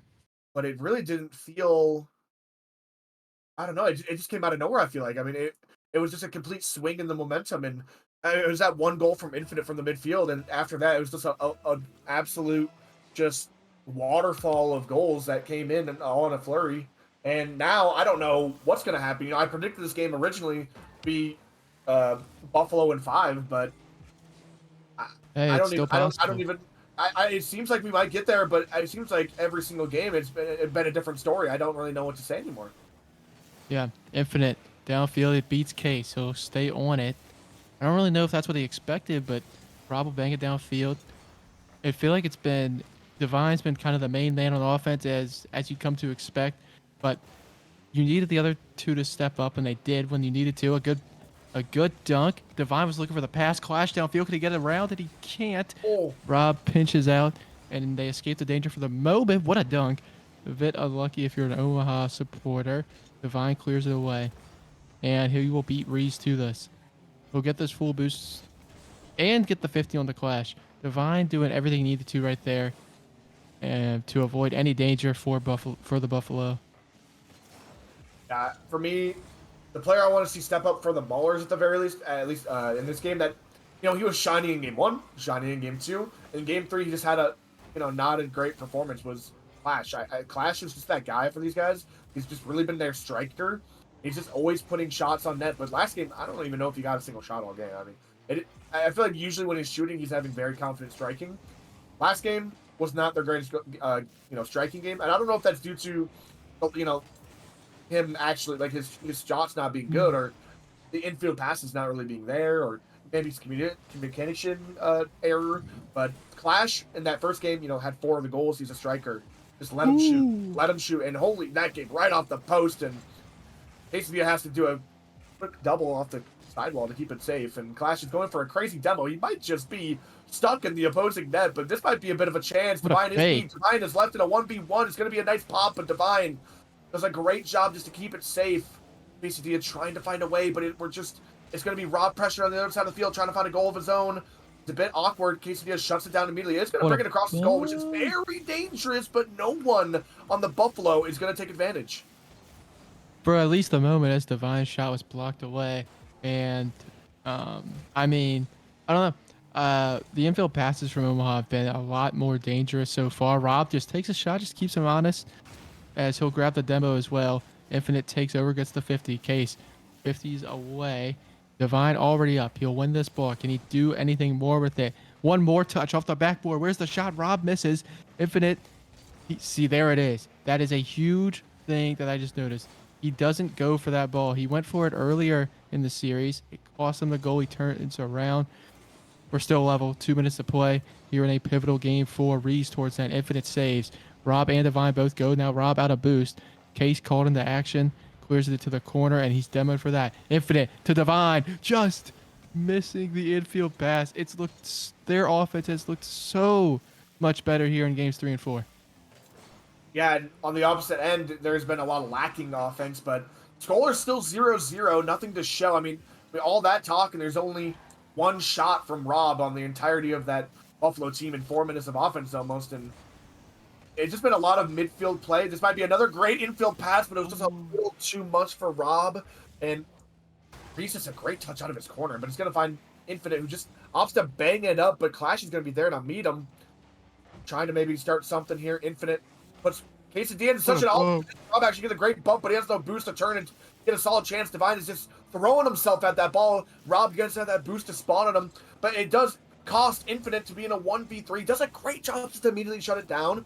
Quesadilla finds Clash. Clash to the backboard, looking for a double, but Divine immediately shuts it down again. Divine is all over this field. He's such a pest on offense, on defense, in the midfield. Divine is the one that is always shutting it down or getting the play started. He's just such a pest. And here he is again, just forcing out Clash to give, this time Rob the ball, and he's just everywhere. Yeah, not the greatest touch from Rob. It was a chance for some offense to get started. Now it will be 50 right to Rob. He tries again. That touch comes off his car a lot better. Now Divine towards goal. Oh, he missed. He didn't get the power he needed. Case might have had it covered anyways, but he'll be on the ball again. Reese low boost. A great flick. Clash last back. Makes the touch. 20 seconds to play. Divine off the ceiling. Rob also goes. Double commit. Rob just chasing. All three players were in the corner for a second. 12 seconds to play. Infinite towards net. Pinch just wide. Divine, another pitch to Rob. He will not go. Clash stays. Infinite bangs. Case does not have the touch. And Reese will hit it away. We have OT in game 4. Oh my god, I started stressing. I had to hold my breath right there as the ball flew high and wide towards the backboard, but it might be a one-on-one. Rob does not get enough piece of it, and the defenders stay strong. Quesadilla might have a chance here, but his chance does go wide. It's going to fall into the hands of Reese, who just opts to keep it in the corner. Rob trying to find a teammate, but Divine does turn back in. That's just going to be a free ball for the Maulers. What do they do with it? Clash gets a one touch here. Divine just immediately dive on it. That's a very smart dive. It's going to find his hand in the Rob, but Reese actually finding a way out. And if you see, the Buffalo have almost no boost here. Infinite going to dive fully on this one. Almost gets that boost in the corner. We're actually right next to the Maulers' net. But they need to find a way out here. They do, and they have full boost. It should be a strong counterattack. Rob does manage to, the team just managed to boost up here, at least as they're going to defense. But Rob's trying to find maybe a pinch. It's going to be maybe netward, but he does go missing. Reese pops it up. A bit of a team bump on the goal. Divine's looking for a crazy miracle double. He doesn't find it, but a teammate almost cleans it up. Reese is trying to find a way out now. Musty into the midfield. Quesadilla's there to find it. Bit of a team pitch almost. It's a rule 1. They might break it. Oh, they're not going to break it. It's a 2v2 for the tournament life. Buffalo are going to have the 2v2. Oh my God. Reese. That is composure for Rob. He just trusts his team. He doesn't break the rule 1. That is respect. Infinite with the Musty. I can't stop talking. I'm sorry. I'll pass it off to you. This has been so crazy. Yeah, so we got a 2v2 here. A demo for Divine. Nothing there. Infinite. Launches downfield. Case. To the sidewall. No, he will grab the 100. Ace of the up for the double. Infinite missing. Oh my goodness. Dangerous for Omaha, but they survive. Now a musty from Divine. Still with the ball. Towards Case. Easy save. Divine dives. Not the touch he wanted. It'll allow them to break out for the moment as they'll stall. A little Rob cam here in the rule 1. Quesadilla takes over, no boost. Flash launches forward, and Divine will take it on his back wall. Another dunk from Clash. Bloomington's 2v2 game has really surprised me. They've played very aggressive. Infinite looking for the ceiling. Pitches downfield. What? Anything to take away here, Zombs? Oh, they're both pretty good 2v2 players, but this time we have perfect solo play. Divine! He's a menace on the field when there's 3 players, but it's a shot down to easy or more. Clash. Try to really go, but instantly regretted. That was just an excellent play, and the 2v2 200 IQ to hold the rule 1, bringing us to game 5. Rob, happy just to sit there and hold down Reese, who's really been, one of their more mechanical players to really get plays started. And Rob is just happy to let Divine and Infinite, cook up.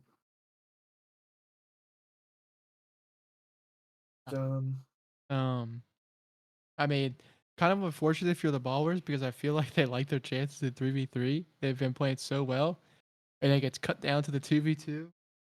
Now we have game 5, and all the momentum headed the Buffalo way. I think we're gonna see 7 goals in this one. Combined. 7 goals in this one, eh? Yeah.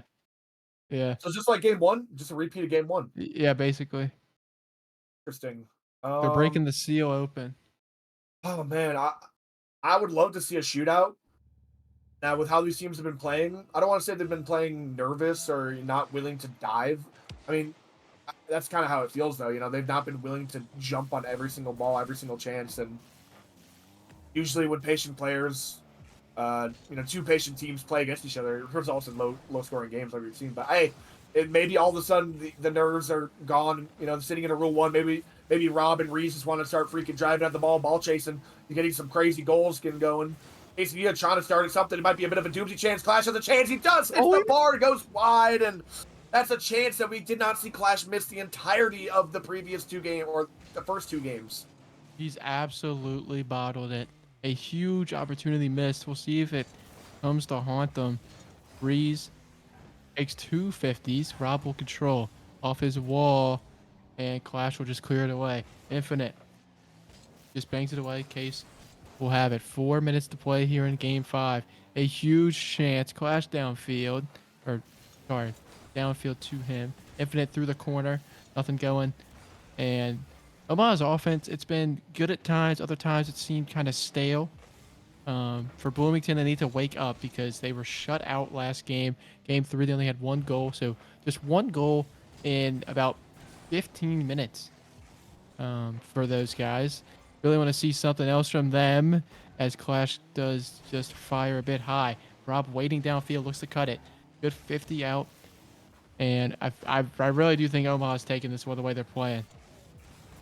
Yeah, but, in Rising Star just yesterday, we saw the Maulers. I know it's a Rising Star team, but we literally saw the same exact thing. Maulers were about to sweep.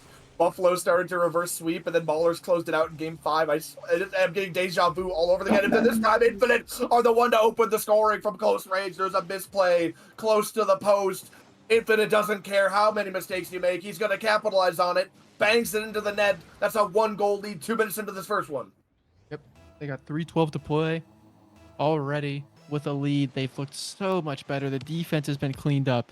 No kickoff goals yet. And they gotta see it out now. You really want to add one more for some insurance. Clash with the touch, but it's not what he wanted. Infinite kind of bangs it away, but the net's open. Can Rob get it downfield? Hasn't got a beat. It's Reese, like 50 out. Leaves it right to Divine, but he's awkward. Not a lot he can do here. Infinite's cheated up.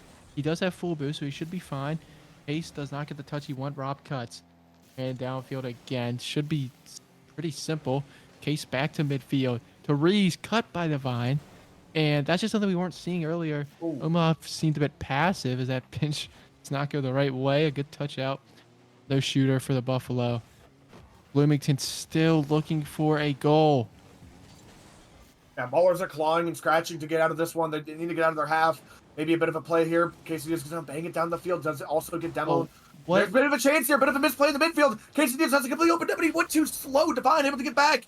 Clash trying to keep the pressure, but just is going missing in the corner. Reese off the sidewall here, looking for maybe a free jumping play, but it's going to be Reese to take it all the way. But Rob keeps it, shuts it down. Clash finds the full boost in mid. Clash takes another pot shot in net. Divine shuts it down again. Casey trying to keep it in the play, keeps it close to the wall. Over 1, just Divine or Infinite is left. Infinite does well to keep it in. It's going to be a mistouch by Reese to lead it all the way back to Clash. A big demo in the midfield, though, to maybe get back up. It's going to be a great pass. Infield to Rob, and Rob will slam that home. 2-goal lead. Maulers might be the end of their, this might be the start of the reverse sweep. I mean, 2 goals. It's so hard to come back from. You got to find your footing right now, or else the reverse sweep, what we did not see come true in Rising Star, it's going to happen now in Challenger. This is just a complete swing of the direction the series was heading 2 minutes ago, or 2 games ago. Yeah, that's a huge turnabout advance. It's a third. It's a second for Rob. And with 93 seconds to play, it just has fallen apart for Bloomington. A great demo. Breeze can't do anything about it. And it was the infield passes that Omaha was looking for. They weren't able to find them. They hit it once for their second goal, and now it's fallen apart for Bloomington. A double commit, though. It does open the door. Case gives it to Reese, but he's beat out. The Omaha the Omaha Buffalo attack and just the team overall. They're running wild. They're well on their way to reverse sweeping and staying second, I believe, Oh. as that one's pinched away. Just unfortunate. Downfield to Divine. Divine back to Rob. Where's Infinite? He doesn't go. Honestly, I would have liked to see him go to complete the team play, but 60 seconds to play. Bloomington needs a goal about right now if they want any chance. And they As got to Case score right launches now. it downfield. They don't go. Reese just goes a little wide. He had no boost. He couldn't cover. Clash is going to send it wide again, but Infinite is going to be happy just to clear that out. Jarice again. He gets a solid touch on the backboard, but he needs to find something. He's finding a crazy pass to Case at the end. Just goes missing. Clash snipes another one, but a player is there to save it. The time is dwindling down. They have nothing left.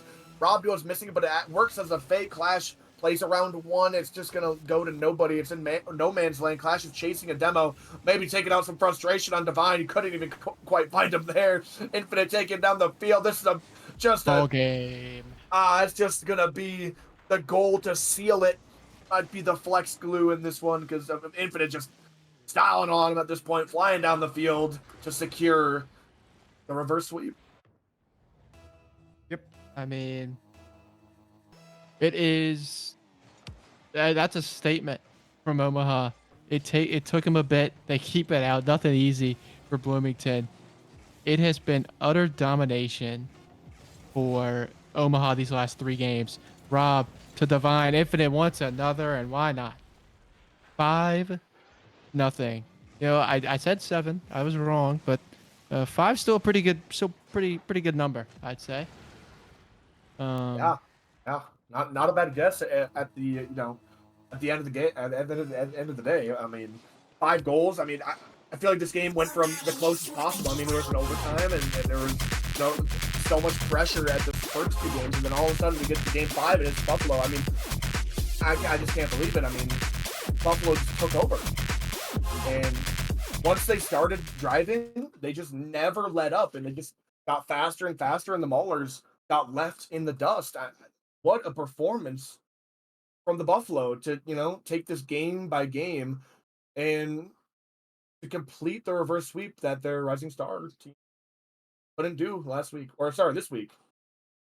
Yeah. Yeah. I mean, exactly what you said. That's a huge win for Omaha to survive the reverse sweep. And the biggest thing there is, I mean, the mental. I talked about it after game 2 that they had to put it together. They did. They survived. They held Bloomington to 1 goal in 3 games. Incredible. You just don't see that often. And we'll just take a look at the schedule to close out the night here. I mean, what a day of Rocket League. We started off with the game 5. We went down to 4 games. We went down to 3 games. I mean, we thought maybe we'd get 2 games and then a forfeit. But no, we actually went all the way down to a reverse sweep. It went all the way down to the line. And just the Maulers came up a little short this time. Buffalo proving why they're the 2nd seed. Proving why they made it all the way to the finals of Major 1. And really showing the resilience here against the Bloomington Maulers, closing this one out. I mean, just excellent gameplay all around. I think Bloomington Maulers also, keep your chin up. Keep your chin up. Look for next week. You played great this week. This one got away from you. I feel like, Divine, Rob, Infinite just took it to that next gear that they had in them. And although you guys didn't take them this time, I think there's a fair chance that you guys can take them. I don't have anything else to say. How about yourself? Yeah, I mean, what the Buffalo do, they win, and that's a big win for them. They stay in second. And we had some good matches tonight. Basically, everything that we could have asked for. And for me and Zoms, this was MCS Challenger. We'll see you guys tomorrow for premiere, and have a good night, everybody.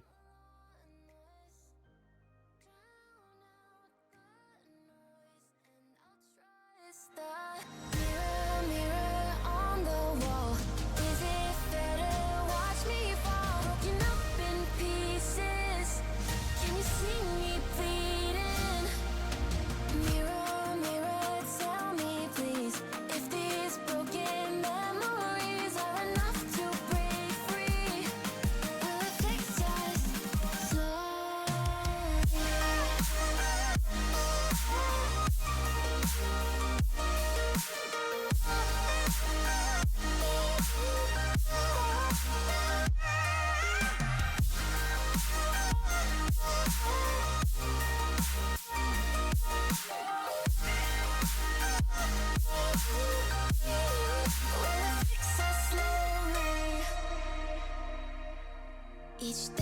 I'm moving along with what fits best.